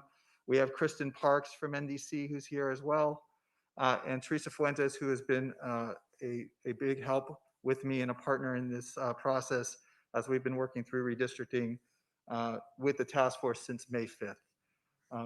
And with that, Vice Mayor, I turn it over to our chair. Mark, do you have public comments tonight? People in queue, just so we can be aware of that. On this item, we do not. Excellent. Vince, welcome. Thanks for joining us. Good evening. Thank you, Vice Mayor, members of the council, members of the staff. Thank you for your attention this evening, and thank you for this opportunity to present the task force's recommendations. The task force and the city clerk worked to create a report, a comprehensive agenda package for the public's consideration and for the council's consideration. The task force report itself is 16 pages long. It is supported by 9 exhibits, including an attachment A, which is the recommended map, attachment F, which is a task force committee report from Vice Chair Moreno and task force members Lynn, McKenzie, and Yarbrough, a 46-page outreach summary report as attachment G that reviews the community engagements consultants' reports findings. Attachment H, which was a demonstrative exhibit that was recommended by task force member Yarbrough, showing certain metrics around the proposed plan. And then attachment I, which is the minutes from all of our meetings. So all of that is in the record before the council this evening. All of the written comments that we received are available for viewing on the city's redistricting website, and all task force meetings were recorded and available for viewing as well. So if we could move the slide, I'll see if my clicker works. My clicker does work. All right. A little too well, apparently. Okay, there we go. So just to give you a quick overview of what the city clerk and I will be presenting this evening, I'll spend just a minute or two on the redistricting consultant selection and spend a minute or two discussing the training that we received, particularly the training with respect to the redistricting criteria. The city clerk will take us through the community engagement process, the process that we undertook prior to the release of the census data. As you know, it's a very fulsome process, and he will give a summary of that. I will briefly recap the conceptual mapping workshop, briefly review the public hearing and the deliberations, and then again briefly summarize the task force recommended plan and suggestions for the city council going forward. And then the city clerk will conclude the presentation by talking about next steps for the city council on the plan adoption. And of course, we're available for questions from the council, and the consultants are here as well. So with respect to the first topic, on March 25th, the city council circulated an RFP for professional redistricting consultant services. The city received 3 responses: Redistricting Partners, Bear Demographics, and National Demographics Corporation. On May 5th, the task force interviewed all 3 applicants and ultimately voted to recommend NDC. On May 24th, the city council approved the contract for NDC services. The key team members are, of course, Kristen Park, Doug Johnson, and David Ely, who's with us here this evening. And they're, of course, available to answer questions if the council has questions about the technical aspects of the plan. Early on, task force members also received training on the legal requirements for redistricting. We received great briefings from the city attorney's office and also from MDC. And page 6 of our report details the legal parameters that are considered when considering boundary adjustments to council districts. And we've summarized them here on the slide.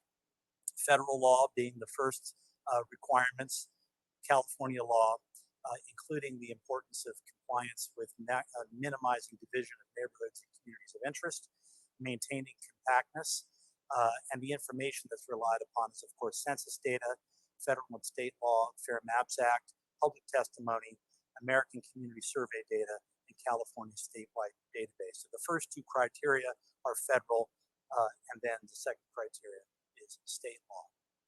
In addition, other goals and considerations can include minimizing changes on election cycles, respecting voters' choices, preserving cores of existing districts.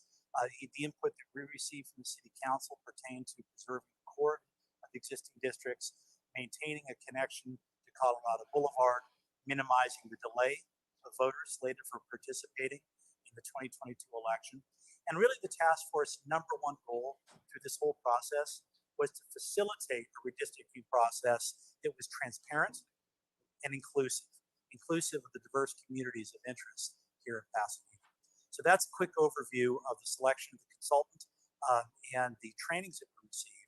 And throughout the course of our meetings, we received reminders and we're frequently able to get questions answered by the city attorney on the requirements. So with that, I'd like to ask Mr. Johnsky to take us through the community engagement process. Thank you, Chair Farhat. Before you is a summary of our schedule. I won't go through the schedule. I will just note that our focus was to utilize the time as effectively as possible until the census data was made available by the U.S. Census Bureau and then later by the state of California as they adjusted the data for, they made adjustments to the U.S. Census data for redistricting. As you can see, we have bolded the dates of when the census data came out, which was August 12th and September 21st. But we were well engaged with the community to do outreach and education and receive community of interest input. Our process went through a comprehensive review of the census data and to work with our redistricting consultants. The task force met on a weekly basis once the census data came out in October, and we were able to meet our schedule of recommending a plan to the City Council by October 30th so that we could be here tonight and have start the public hearing process at the City Council level. We are looking to complete our adoption of our redistricting plan by December 15th, which is driven by the June 7th election date for City Council Districts 3, 5, and 7.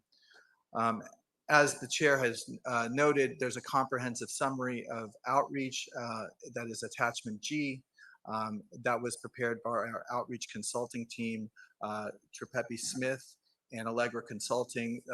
Those were our two consultants that helped with all of the outreach that we've done. We utilize a wide variety of community engagement tools and formats to increase public awareness and encourage participation. On the slide, and I won't read them, are just some examples of what we did during that time to increase our turnout at meetings and increase participation by members of the public. For this process, there has been, even though we've been on a compressed timeline, there has been 26 public meetings, hearings, and workshops organized by the city staff and the task force and the consultant team. The California Fair Maps Act requires at least 4 public hearings prior to the adoption of any redistricting plan. For the city's part, we organized and held 8 community workshops, 1 in each district, plus an all Spanish workshop that was held at Madison Elementary School. The workshops actually count as one of the public hearings under the Fair Maps Act. The task force held 11 meetings from May to October 30th, and 6 of those were noticed public hearings in August, September, and then the weekly meetings starting with the October 9th meetings were all public hearings.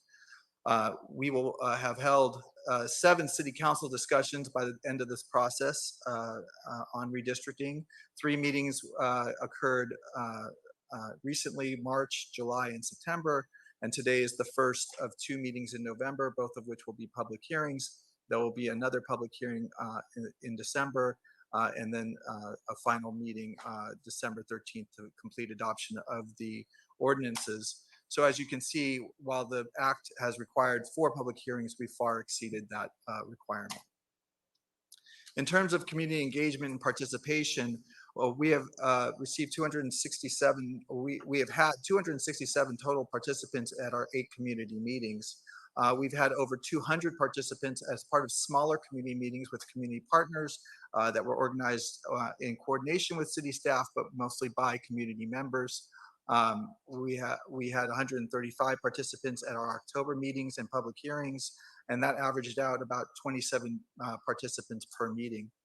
The task force received significant public comment during the process, over 130 letters, emails, maps, written testimony, 75 of which were received during the public hearings. We've also had 88 members of the public sign up for email notification via the city's website to stay in touch with our redistricting process and to receive notification of upcoming meetings and workshops. Not only were our workshops focused in on redistricting, this was all occurring during the pandemic. We did our best to maintain a safe and as safe an environment for the public to participate. And we actually partnered with the Pasadena Public Health Department to have three vaccine clinics at workshops held in the Northwest Pasadena in conjunction with our outreach community meetings, one at Robinson Park, one at Villa Park, and one at Madison Elementary. All meetings and workshops were conducted via Zoom, with 8 of the workshops offering hybrid public participation, which was unique at the time. We were the first ones to allow for the hybrid in-person and Zoom. We wanted to continue that format. Unfortunately, the Delta variant surge sort of impacted our ability to continue that after the community workshops. The Spanish language translation was provided at every meeting, thanks to Lucy and Alex, who are here today for our council meeting. They were with us at every meeting. And with the August 7th workshop that was held at Madison Elementary School, that was completely in Spanish.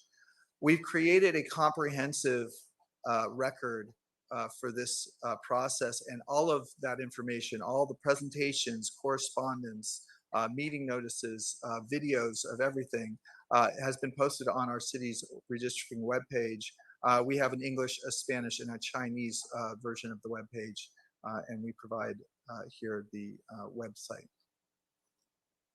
And now it's not moving forward. I'll give it a click. There we go. So I will turn it back over to the presentation knew it was your turn. I'll turn it back over to Chair Farhat, who can continue on with his presentation. Thank you. As you can see from Mr. Jomsky's presentation, we wanted to really take advantage of the time that we had. Since we had to wait for the census data to come out, we didn't want to not use that time. The public outreach process, we think, was very fulsome. We're very proud that over 400 people participated in that process, up through and including the public hearing. And many thanks to Mr. Jomsky and his team for pulling that together. So the census data was released on August. It's somewhat obscured by my picture here, but August 12th. When it was released, there was a lot of community interest in that.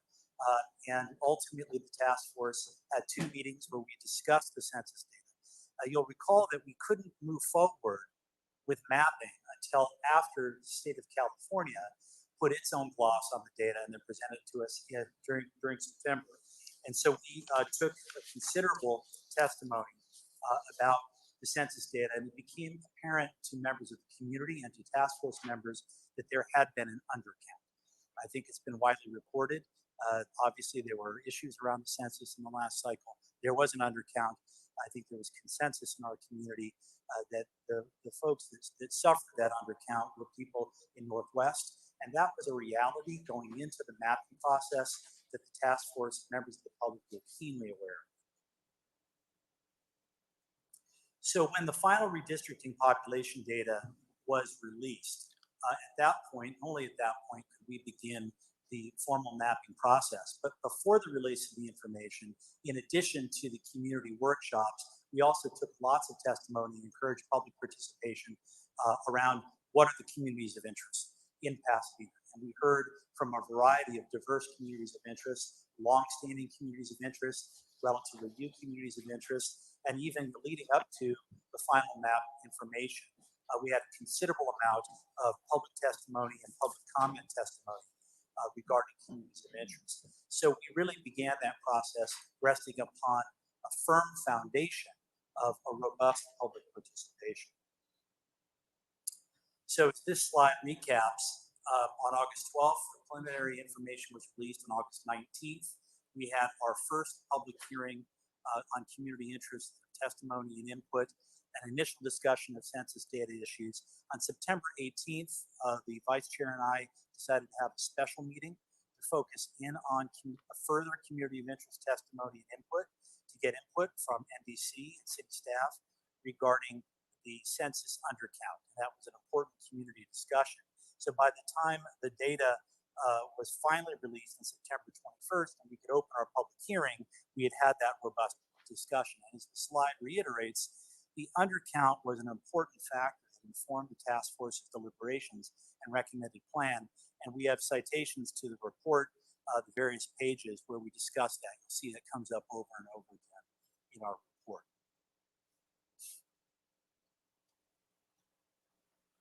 Now I'm attempting to click it and I'm not moving it forward. Just move forward once to slide 13, please. There we go. Thank you. So we had a series of meetings in October. We met every Saturday morning. And our first meeting in October was a map drafting workshop. Again, every meeting began with receiving community input and testimony.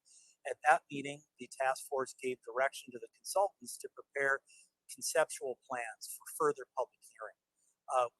The task force asked the consultant to model minimal change options with various standard deviations, as well as downtown district options. The task force also gave direction to the consultant to look at maps that did and did not cross Colorado. We had further hearings on October 9th. Conceptual maps were provided by the consultant. And ultimately, the task force decided to appoint an ad hoc committee to do a deeper dive into some of the conceptual plans to study the impacts of Northwest Pasadena. That ad hoc committee report is in the record as an attachment. They met separately with the consultant and then came back to the task force with a further report and further discussion. So the task force on the 16th took additional testimony, looked at additional downtown options, and ultimately at that meeting took its first vote to begin narrowing focus. And at that time, the task force gave direction to focus on the minimal change with a 10% deviation. The October 23rd task force meeting started again with community input and testimony. There was a robust discussion of various modifications to the minimal change deviation. Ultimately, no modifications were made. The task force did vote unanimously to recommend that the City Council begin the community discussion regarding anticipated changes earlier and well in advance of the next redistricting task force. If you look at page 15, we have a discussion of that issue. It was clear, not only due to the undercount, but due to upcoming changes in population, that in the next redistricting cycle, the city will face an even bigger change potentially. And that the task force believed that it would be important for this council leading into that, not to wait 10 years, but to start that conversation in the community earlier. Task force member, former council member Margaret McDonald made that recommendation, which was unanimously adopted and is detailed in the report. Our thinking as a task force was that there should be time for this council to consider possible significant changes. The 710 stub acquisition, completion of the Parsons project, impacts of state housing legislation. All of these things could very well factor into the next redistricting cycle, which is why we made the recommendation for the council's consideration. At our final formal meeting, we heard additional community input, received additional testimony. Ultimately, the hearing was closed, and the task force recommended the 10% deviation plan on an 11-1 vote. Ultimately, the task force's thinking was that we wanted to select a plan. We'd gone through many months of community feedback, many months of communities of interest testimony. I had looked at various options which could have created a downtown district, and ultimately decided that the impacts on longstanding communities of interest were such that we wanted to select a plan for the council's consideration that would minimize the impacts to longtime residents and communities of interest. And also 10% deviation was recommended to mitigate some of the impacts of the apparent 2020 census undercount in Northwest Pasadena. After discussing that and reaching consensus on that, 11-1 vote, task force member Marshall McKenzie recommended to the council that the council do some community outreach Ultimately, when the council does act to approve a newly adopted map, that there be community meetings, passing youth focus, direct mailers, and various means of informing residents of the changes, and to develop additional educational materials on the importance of census participation and the results of the redistricting cycle that will occur in 2030, and how to use mapping software and provide key terms of information. So this is detailed in pages 13 to 14 of our report. So with this recommended plan, we also are recommending that the council engage in a community outreach effort, and again, begin planning early for the next cycle, when we anticipate that even greater changes will come to pass. One of the attachments that I referenced, Task Force Member Yarbrough, had an excellent suggestion that was unanimously adopted by the task force to include in the materials before the council is attachment H, the metrics as to why the 10%. Staff was able to put this together in accordance with Task Force Member Yarbrough's recommendation. And we put it on the screen just by way of a demonstrative for people to consider as they're reviewing the report and the materials. So the actual recommended plan is, of course, using a counterclockwise rotation with some minimal changes of population being given up. And ultimately, as set forth in the report and as set forth on the slide, the main factors are the one person, one vote, voting act compliance, contiguity, communities of interest, compactness, continuity of representation, recognizable boundaries, and the tradition of districts connecting with Colorado Boulevard. These are detailed in our report at pages 3 and 4, and these were ultimately the main, I would say, factors in the recommended plan. So the actual current council districts, which are well known to the council, are here on the screen, and you compare those to the recommended council districts with a minimal change map with a 10% deviation. And again, Mr. Ely is here to answer questions. The consultants are available to answer questions about technical aspects of it. Now, if the miracle of modern technology works, I should be able to click it, and we'll have one area where we're shifting 1,625 residents from District 6 to District 7. This is a detail of that. Del Mar on north, Robles on west, California on south, Madison on east, and there is in attachment A, the demographic breakdown of this change. And Chair, I just, one quick correction. In the attachment, it may say Colorado Boulevard on the north. It is Del Mar Boulevard on the north, Los Robles on the west, California on the south, and Madison on the east. So that is correct on the screen. The attachment may have had a small error with it being noted as Colorado Boulevard. So we'll amend that attachment. We have, the one that is posted online is correct. Thank you.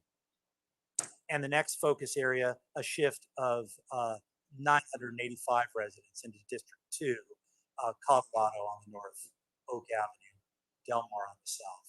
There's a jog down on Craig to the city border on the south, Sierra Madre Boulevard on the east, Del Mar on the north, and on the east. And again, attachment A. Mr. Chomsky, attachment A is trued up to this slide? Yes. Okay. So that gives the council an idea of just the highlights of the minimal change option. With that, let me flip it back to Mr. Chomsky to talk about next steps. So tonight's public hearing, as we've announced and as we are participating in, we will take any public comment and input there may be on this item. We would ask that the council consider to conceptually approve or provide any direction on any modifications to the minimal change map with the 10% deviation. And we can come back in the coming weeks with any of those modifications, or we can just continue the public hearing to the next meeting on November 22nd and take additional public comment at that time. Continue it one more time to December 6th for where we can take whatever public comment might be, close the public hearing, conduct first reading of the ordinance on December 6th, and then at the December 13th meeting, conclude the redistricting process by conducting second reading of the ordinance for adoption. Upon adoption, the city clerk's office will work with Los Angeles County Registrar's office to implement the boundary changes ahead of the June 7, 2022 election. And we just ask, I put a note in here just to remind me to ask the council members, please retain your attachments. They're voluminous in nature. We don't want to have to duplicate those attachments again unless necessary. So please hold on to those as we work our way through this process. It's several weeks that we have until we complete adoption of the ordinance. Thank you. Before we take any questions, if the Vice Mayor will indulge me, we wanted to make a few thank yous. You know, it takes a village to run a community process like this. And so the city clerk and I met and conferred, and there's some very important people we'd like to thank. Ruben Martinez, Sandra Robles, Alba Ireda, Valerie Flores, and Liliana Novella, and Latasha Reese from the city clerk's office. Thank you so much for your support. The city attorney staff, thank you to Teresa Fuentes for all of your support. And also to Arnold Lee, who also jumped in and helped us as well. The Department of Information and Technology staff was outstanding. Jade Chang and Chris Willits. They provided primary support for hybrid and virtual meetings, which really allowed this process to work well through our COVID-19 protocols. The Pasadena media staff, they were rock stars. Charles Winters, Danny Hess, Kevin Bruce, Chris Miller, and Bobby Ferguson. They provided community meeting audio and video, meeting AV support in October. They posted and made public all the videos on KPass and Pasadena Media, and we did get a lot of participation and hits on those media outlets. Translations for All, Lucy and Alex, thank you so much for everything you've done in providing language interpretation. National demographics, of course, Doug and Kristen and David, thank you for all your help and your expertise. You were instrumental in this process. Allegra Consulting, Suzanne Madison, Brenda Morales and the Allegra team were outstanding. Trippy Smith Consulting, writer Todd Smith, and Allison Torres, who was really the point person on working on this comprehensive 46-page report. And of course, the vice chair, members of the task force, and community members that participated in the process. It really was a group effort. Last but not least, of course, we have to thank and acknowledge our city clerk, Mark Jomstein. Deserve a round of applause. He has been tireless in supporting the work of the task force. He's been 100% committed to a transparent and inclusive process. We're here in large measure because of his work. He's really one of the finest public servants I've ever worked with. Thanks. So I'm grateful for him. You know, the task force, it was mentioned at the end of our last meeting that what we call the Pasadena Way. And we're really a city of dedicated volunteers and dedicated public servants. And we're always guided by our collective effort to try to uplift our diverse communities in every part of our city. And I think the Pasadena Way is marked by another important quality, and that's civility. And the members of the task force and members of the public, we got together, we talked, we disagreed, but we disagreed without being disagreeable. And it was just a pleasure for me to sit at those meetings and listen to that and participate in that process. It was a great example of the Pasadena Way, and I'm grateful for the opportunity to serve. So thank you for that. We are available for questions. All the difficult questions go to Mr. Ely. Thank you very much. And Vice Mayor, if I just could, the chair has been wonderful to work with, the task force itself and the vice chair as well. But Vince and I spent many hours on the phone talking and working through issues as they came up and trying to get things, under a very compressed and challenging timeline to completion and to bring it to you here before you today is no small feat on the part of the chair, and he deserves a round of applause himself. So. Thank you. Thank you, Chair Farhat and Vice Chair Moreno and Mark for your work. Obviously critically important work. Unfortunate that the census data came out late and we were also operating under COVID rules. And I appreciate the extra work and outreach you did to make sure the community was heard in this process, given those constraints. I want to see if we have questions from the council on the report, the recommendations. Go ahead, Councilmember Masuda. Thank you, Vice Mayor, and I want to really thank the task force for all the work that they did. I wanted to just follow up, which I support.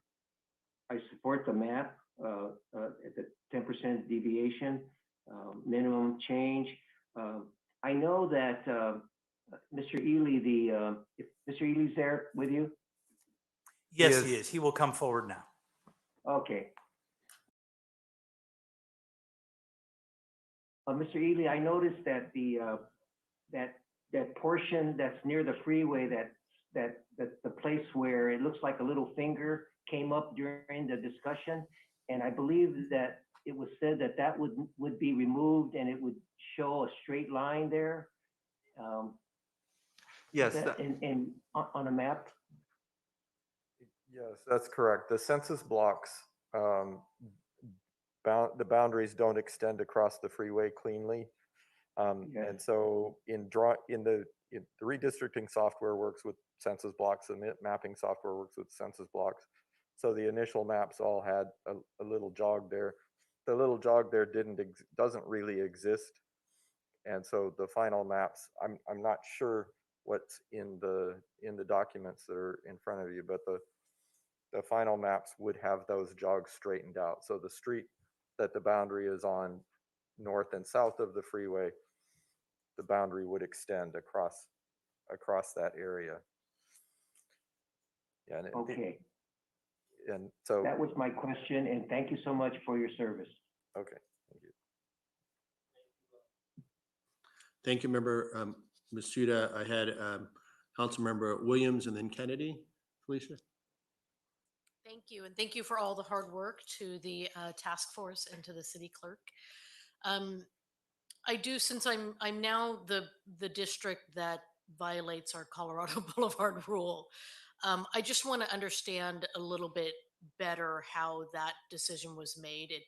In most of the discussions I had with constituents, they were expecting to go further east as opposed to going south. So I just wanted to, and this may be Andy and I duking it out for constituents, but just want to understand the process and the thinking about going below Colorado Boulevard for that first time. Sure. Yes, we looked at different alternatives. The alternative that we ended up recommending is one that was intended to be minimum change.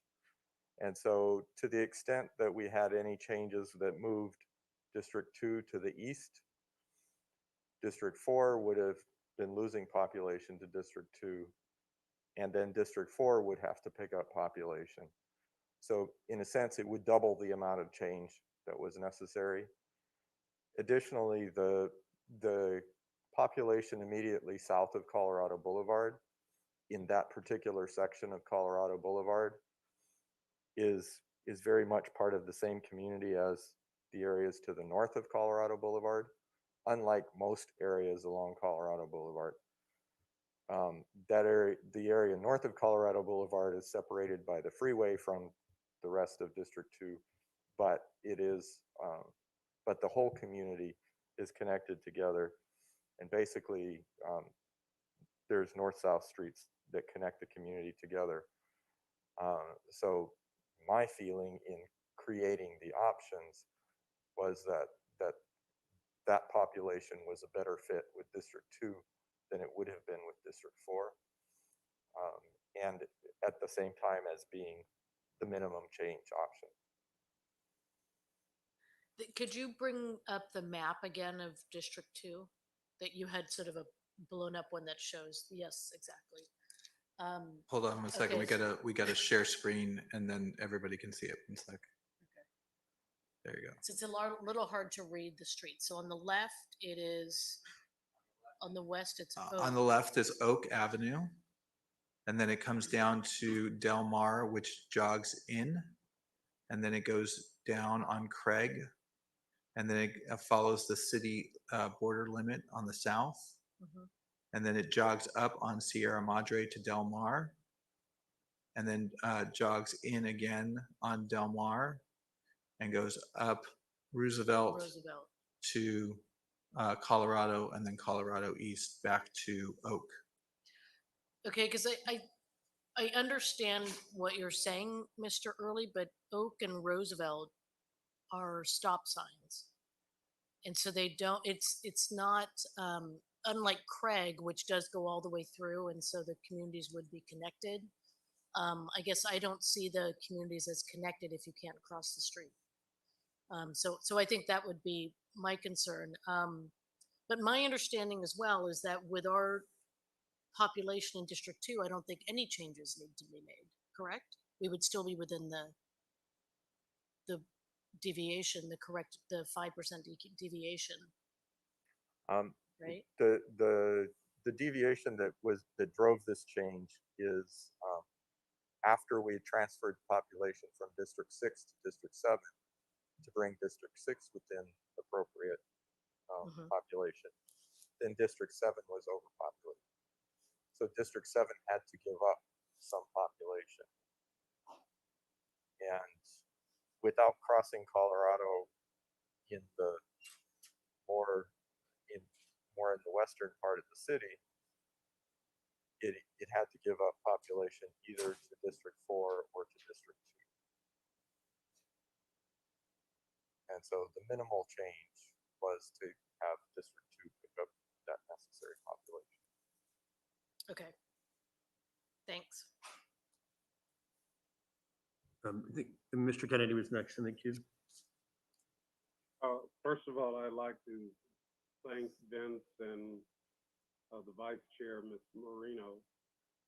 I think that this was a very thorough process.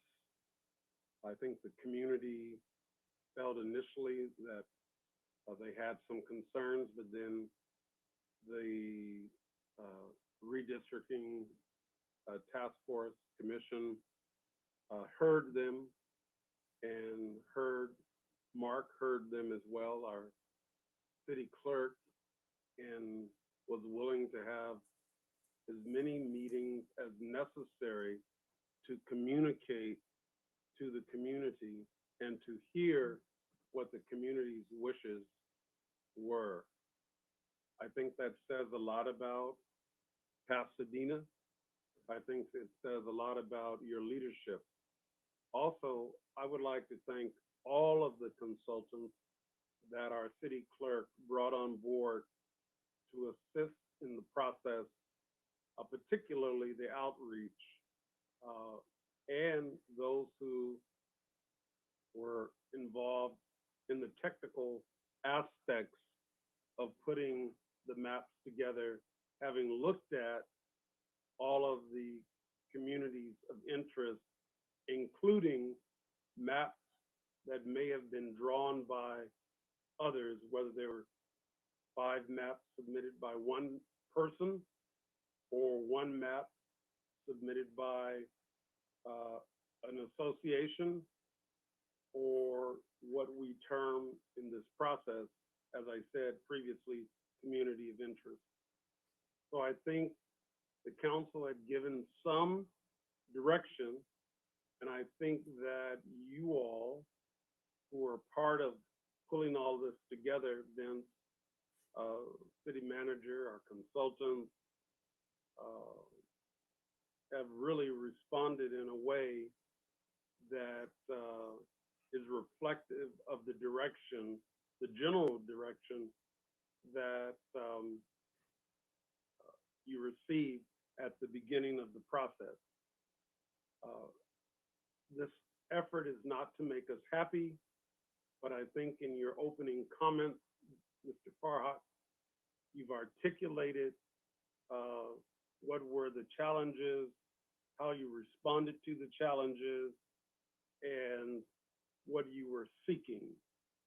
I think that all of you need to be applauded, and special kudos go out to those who serve for the respective council members and who were added to provide at-large seats to give greater voice. And I think it only added to the outcome in a very positive way. So thank you very much for your service. Thank you to our consultants. Thank you to the Task Force Commission. And thank you to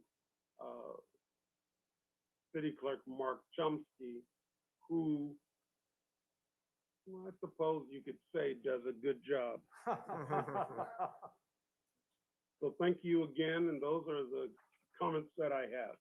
And I'm actually supportive if we take the appropriate action so we can stay on track to have this matter approved in timely fashion, given that the U.S. Census data came to not only this city, but I think all cities in our county somewhat late. Thank you. Thank you, Councilmember Kennedy. Looking for any other, I don't see any comments. I had a few comments myself or questions. Obviously, District 6 and 7 had some adjustments, did District 2. I do agree with the adjustment on Los Robles. It is kind of a weird carve out, honestly. And then District 7, where I am, losing some of the far eastern makes sense. I'm curious to David, the consultant, since District 4 is already down there, you couldn't have added that to 4 because that would be an overcount too much. It would be, could have break the boundary or be too many people. Is that the problem?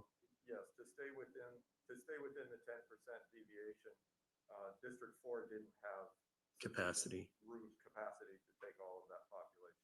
Okay, so you got. So then the change would have affected District 2 anyway. This would have affected 4 first and then 2. Okay, that's kind of what I thought when I did the quick math. And then I had one question about one of the summary criteria in your metrics table was delay in voting for council people. And I assume that's a function of, since we have staggered voting terms, moving people from one council member district that is on one schedule to another member that's on a different schedule. Some could be on the same schedule, but some are on alternate schedules. So some people maybe didn't vote last time and now they're going to in a council district that had recently had a vote and won't get a chance to vote in the next coming election. Is that? Yeah, that's correct. We have 3, 5, and 7 coming up for an election. So anybody that was moved from one of those 3 districts to any of the other districts would have their voting delayed. Right. And if you look at attachment H, which was actually the metrics asked for by Task Force Member Yarborough, the third. Yeah, that was on that screen too. Yes. I remember looking at that and I couldn't find it because there's no tabs in the binder, but I did ultimately find it. So thank you, Mark. I don't see any other, Councilmember Madison.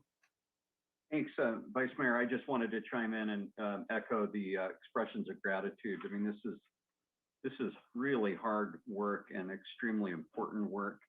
And I know, like others, all my colleagues, I think I was fortunate to have an outreach event in my district that I attended and participated in, and just across the board, you know, the task force, the city clerk, as always, and his staff, our consultants, you know, it was just really best in class type work across the board. You know, I am personally not, you know, insensitive to to those that expressed, you know, whether we should look more closely in the future at a central sort of council district in the center of the city. But at the end of the day, I think it's not even a close call that we ought not to make such radical changes to the existing sort of neighborhoods and communities of interest. And you know, I think the commission has gotten it, you know, exactly right in terms of that preferred alternative. You know, District 6 is losing a lot of constituents, and that's as it should be because of one person, one vote, and the legal requirements and all. And you know, those are just adjustments that have to have to be made at the end of the day. I certainly don't want to lose any constituents. I'm sure my colleagues feel the same way. Although those that are gaining new constituents to make up for the imbalance, I'm sure welcome those. And the delay in participation in terms of the ballot box is just an unavoidable consequence, I think, of redistricting, period. So do we feel, I guess this would be directed to the city clerk, is there a need to continue the matter, or could we move forward tonight? Do we think more material information or discussion is going to help the process, or I think what we're going to do is just continue the matter, Councilmember, while adoption of the ordinances, the schedule that we have has been posted for a long time. It gives everybody a chance to participate, provide any public comment. If they aren't able to make it tonight, they can still do it, and there's still opportunities. So I think that we follow that process. It also keeps us in our lofty statements of we have exceeded the Fair Maps Act by a good margin, and I want to maintain that as well, as another as more evidence of our robust process. And perhaps the mayor cares. Oh, I guess he doesn't have any districts, and he's not here tonight. He has the big district. There you go. Councilmember Rivas. Thank you, Vice Chair, and actually, thank you, Councilmember Madison. That was my question as well, what the process or procedure from here would be. But I'd just like to take the opportunity to thank the task force, our Mr. Ely, the staff who worked incredibly hard over the past several months, and of course the task force as well, and all the members of the public who participated. And so we also look forward to any further public participation as we continue the public hearing. I know I and many folks are very concerned about the undercount in the Northwest, especially as the census was being conducted. We all kind of feared that that would happen, and unfortunately the data bore that out. And so just thank you again to the task force and Mr. Ely for really being cognizant of that and taking that into account into the final recommendation. So thank you. Thank you, Councilmember Rivas. I see no other comments, so I think we need a motion to, do you want to continue? Is that what? Motion to continue to November 22nd, 2021 at 5 p.m. And we are noting that there are no modifications to the 10% deviation map. So we will continue it to the 22nd, and then we'll start the preparation for the ordinances that will be before you on December 6th for first reading once we close the public hearing, and second reading on December 13th, which keeps us on track for the deadline of December 15th. So moved. Second. Everybody's done great work on this. Thank you all. Excellent. Moved by Councilmember Madison, second by Councilmember Hampton. If we could have a roll call vote, please. Councilmember Hampton, Yes. Councilmember Kennedy, Yes. Councilmember Madison, yes. Councilmember Masuda, Yes. Councilmember Rivas, Yes. Councilmember Williams, Yes. Vice Mayor Wilson. Yes. Mayor Gordo is absent. The motion is approved, 7 in favor, none against. Excellent. That concludes that item. I think we just have remaining public comment and items on the agenda, and then our closed session. So if we could finish that out, that'd be great.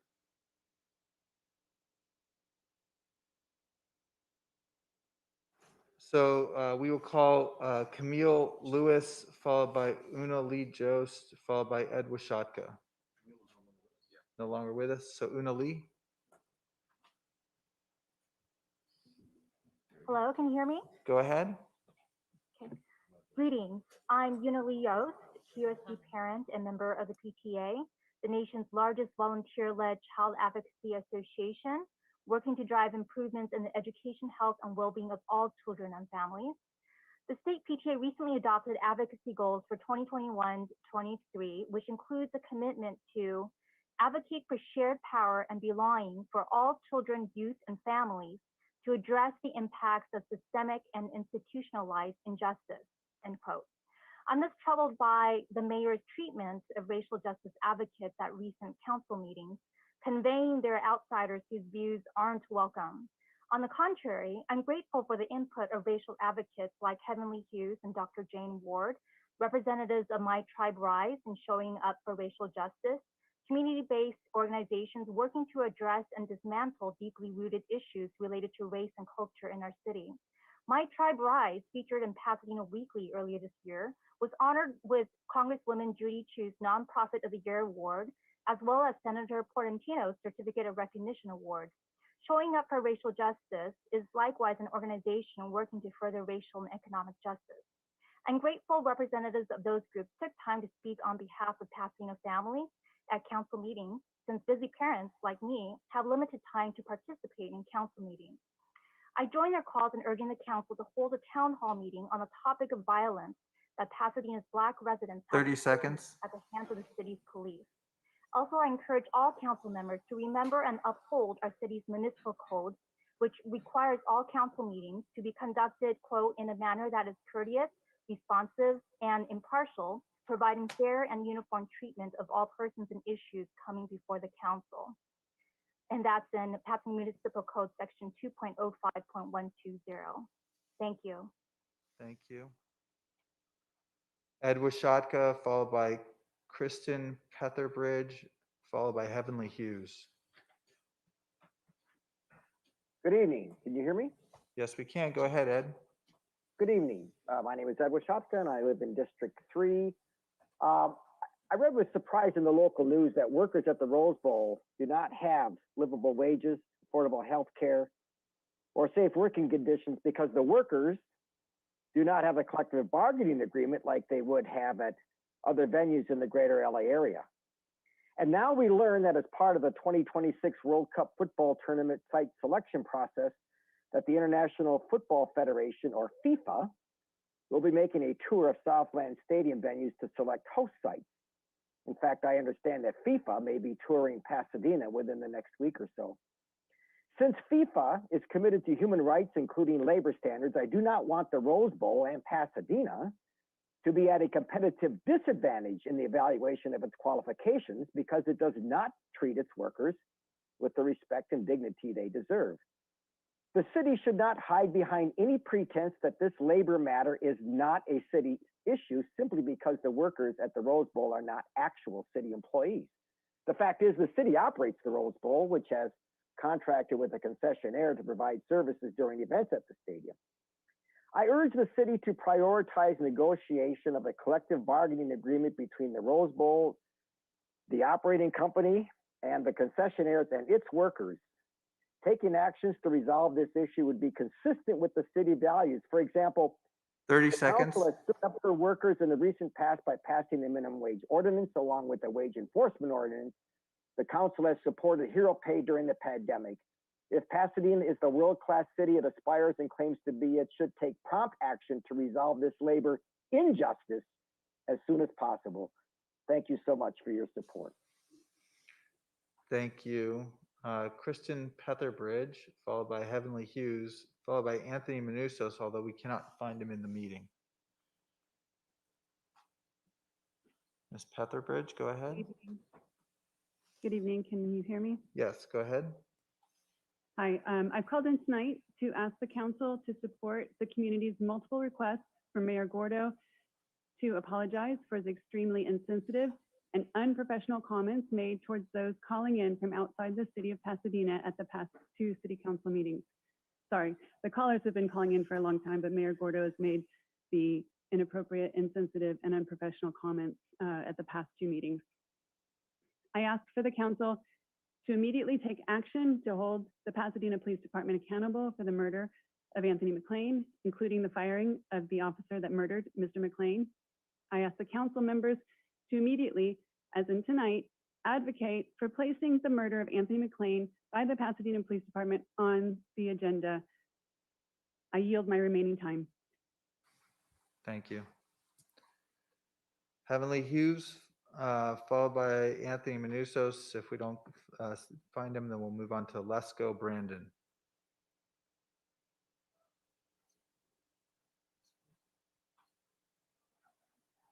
Ms. Hughes? Ms. Hughes? Is that the only? There we Hello, go. can you hear me? Now we can hear you. Go ahead. 2 minutes. Say his name, Anthony McLean. Say his name, Anthony McLean. Say his name again, Anthony McLean.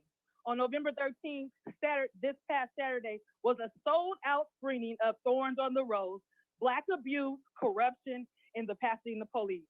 Produced and directed by Dennis Haywood, James Farr, and Rochelle Jones, a Pasadena Black Pages production. The screening was a community-led, sold-out event where constituents of Mayor Gordo and concerned people from neighboring cities joined together. The city council members in Gordo, you all had an opportunity to watch a documentary citing 40 years of abuse by the Pasadena police. On city council meetings and public safety meetings, Mayor Gordo ostracized me, calling me a coward and gutless. I found it interesting that none of the city council members stopped Gordo when he was attacking me. Yet today, callers were told not to single out a certain council member and was not to use offensive words towards council members. This is another example of picking and choosing of the attack, violence, and accountability by the city council. You guys pick and choose what you want to address instead of community care as a whole. The behavior and the lack of public safety by the city council, who is truly the oversight committee and the frontline leadership to administer safety, 30 seconds. To be berated, attacked, and abused by the mayor and did nothing. It is because we are demanding the police to be fired who are murdering and violently beating Black men. You have the power to fire the officers who murdered Anthony McClain. Stop passing the buck. Do not deny us freedom of speech. Agendize OIS policy. Agendize and review the Pasadena City Council. City Council member Tyrone Hampton make a motion to agendize the murder of Anthony McClain. Ms. Hughes, your time has Therefore, expired. we demand you apologize your divisive and disgusting behavior. Thank you. Thank you. Lesko, Brandon, followed by, well, Anthony Manousos is not here. So Lesko, Brandon, followed by Timothy Ivison, who's not here. So we'll move on to Jill Shook after Mr. Brandon.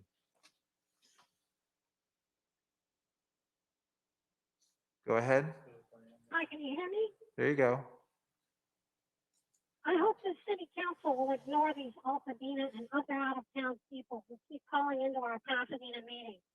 Jane Ward, who calls in every week and lives in Pasadena, is a professor of gender and sexuality studies, where she focuses on topics like the social construction of whiteness, something she calls feminist pornography, and has referred to heterosexuality as a tragedy. Heavenly Hughes, who we just heard from, calls in every week. Her website, My Tribe Rise, states that its mission is to, quote, take the stigma out of gangs, unquote. Ms. Hughes likes to say Anthony McClain's name, but she won't say the name of all the people murdered in Pasadena by the street gangs she has so much sympathy for. Heavenly Hughes is trying to create racial division by dividing people into what she calls tribes. I would like to know from Mr. Brunel if it is true that Ms. Hughes has proposed receiving money from the city of Pasadena for herself or her group, My Tribe Rise.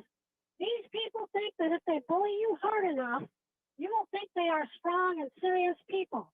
But these callers are weak and pathetic misfits and race grifters who should be mocked, laughed at, and ignored.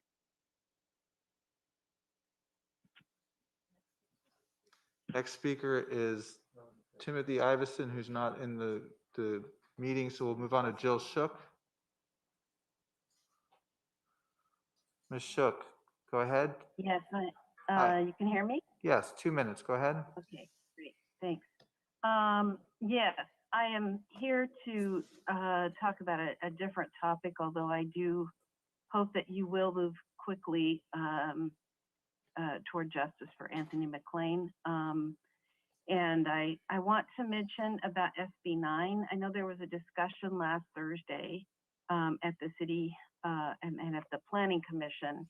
And I'm very concerned about the city and what they're considering for this. It really makes no sense to try to stop this great policy. It's an opportunity for people to be able to stay in our city.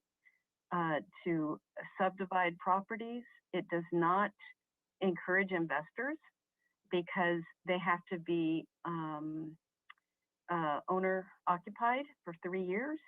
And it brings an opportunity to make housing that's for that missing middle that are more affordable because they're just smaller in size.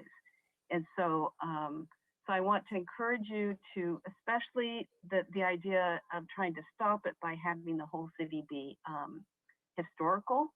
I know that I would resent that, and a number of my neighbors would resent being barred from making any changes on our home. That's always been something planned from the bottom up. 30 seconds. And a neighborhood coming to the city council and to be a city imposing that really makes no sense. It's just not the Pasadena way. So please stop this fast track to try to stop this great policy. It's something we clearly need in our city. Thank you. Thank you. Sarah is not in the meeting. We'll go to Julie Diaz Martinez, who's the last speaker on matters not on the agenda.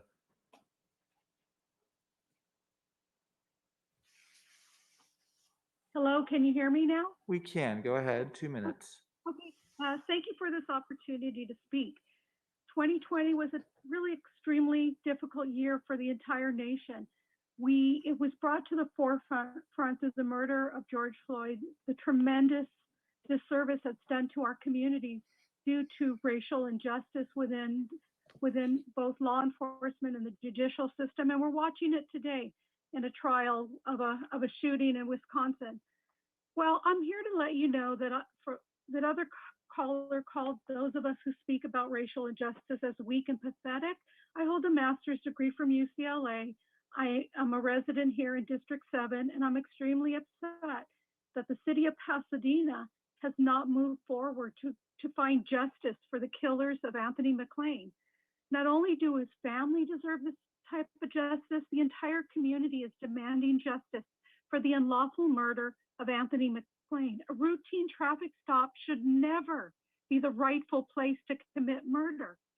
These police officers who killed Anthony McLean enacted street justice. They shot him in the back. They are not tasked, they are not trained, and they are not qualified to be peace officers when they serve as judge, juror, and executioner of our residents. In addition to that, I do not believe that the mayor nor the city have done anything to prove to us that they are invested in 30 seconds. ending criminal justice. You made the biggest mistake of creating a contract with Sheriff Villanueva. The LA County sheriffs are under investigation by the FBI for deputy gangs, and the California Attorney General has opened up an investigation for them for civil rights abuses. You are not spending Pasadena residents' money wisely. You need to cut that contract with Sheriff Villanueva, and we need to demand justice for the murder of Anthony McLean. Those police officers must be fired immediately. Thank you. Thank you. That completes public comment on matters not on the agenda. Thank you, Mark.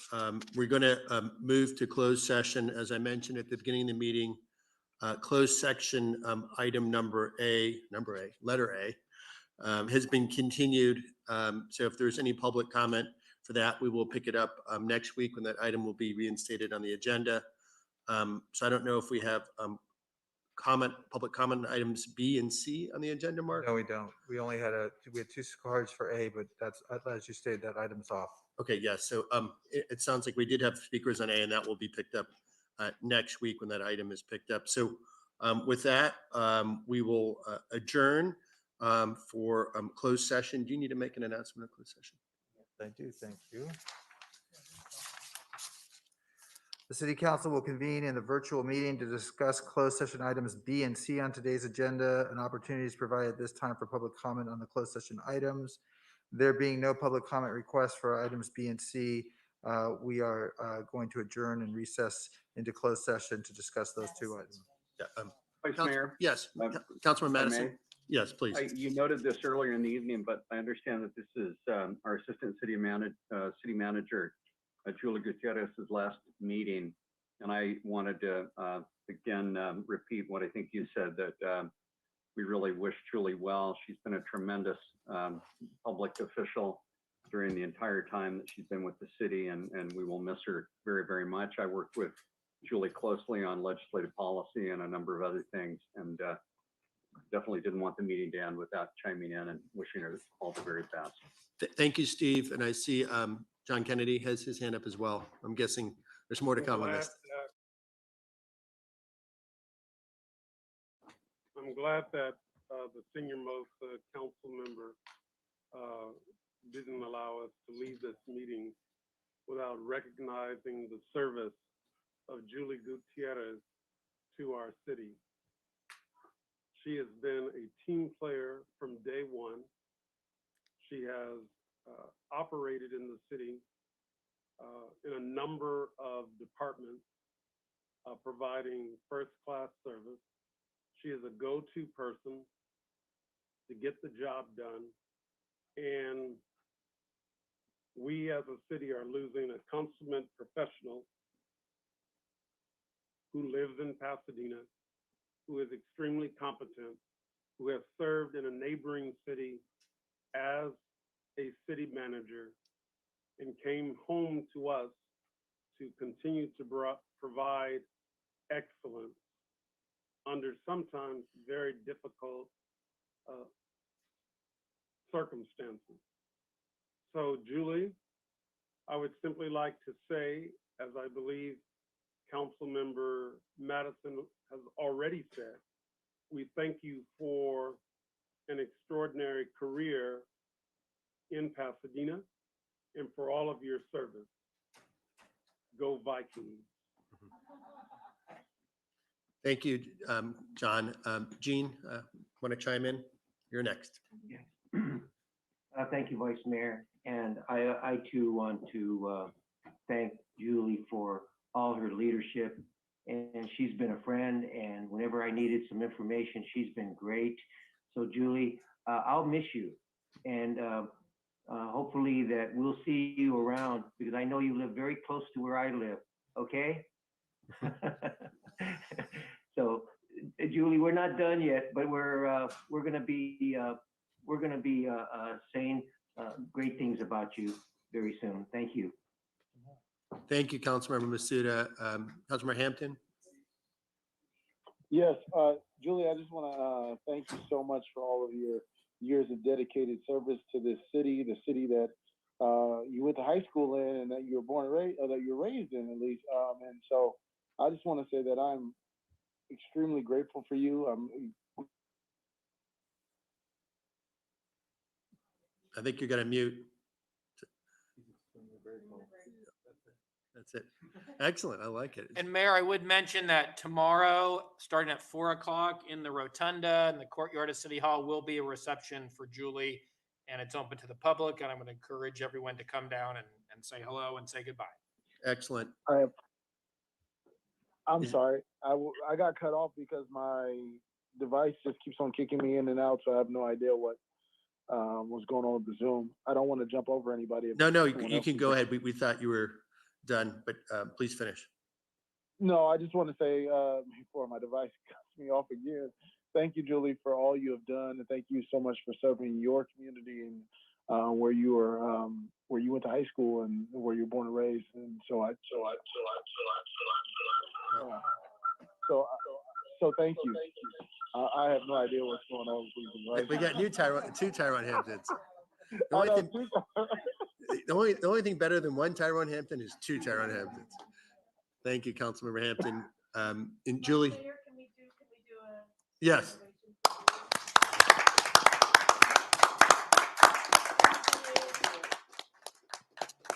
Thank you, Julie. I don't know if you want to say any words. I'll keep this brief because I know we all want to. You can go practice your speech for tomorrow. Exactly.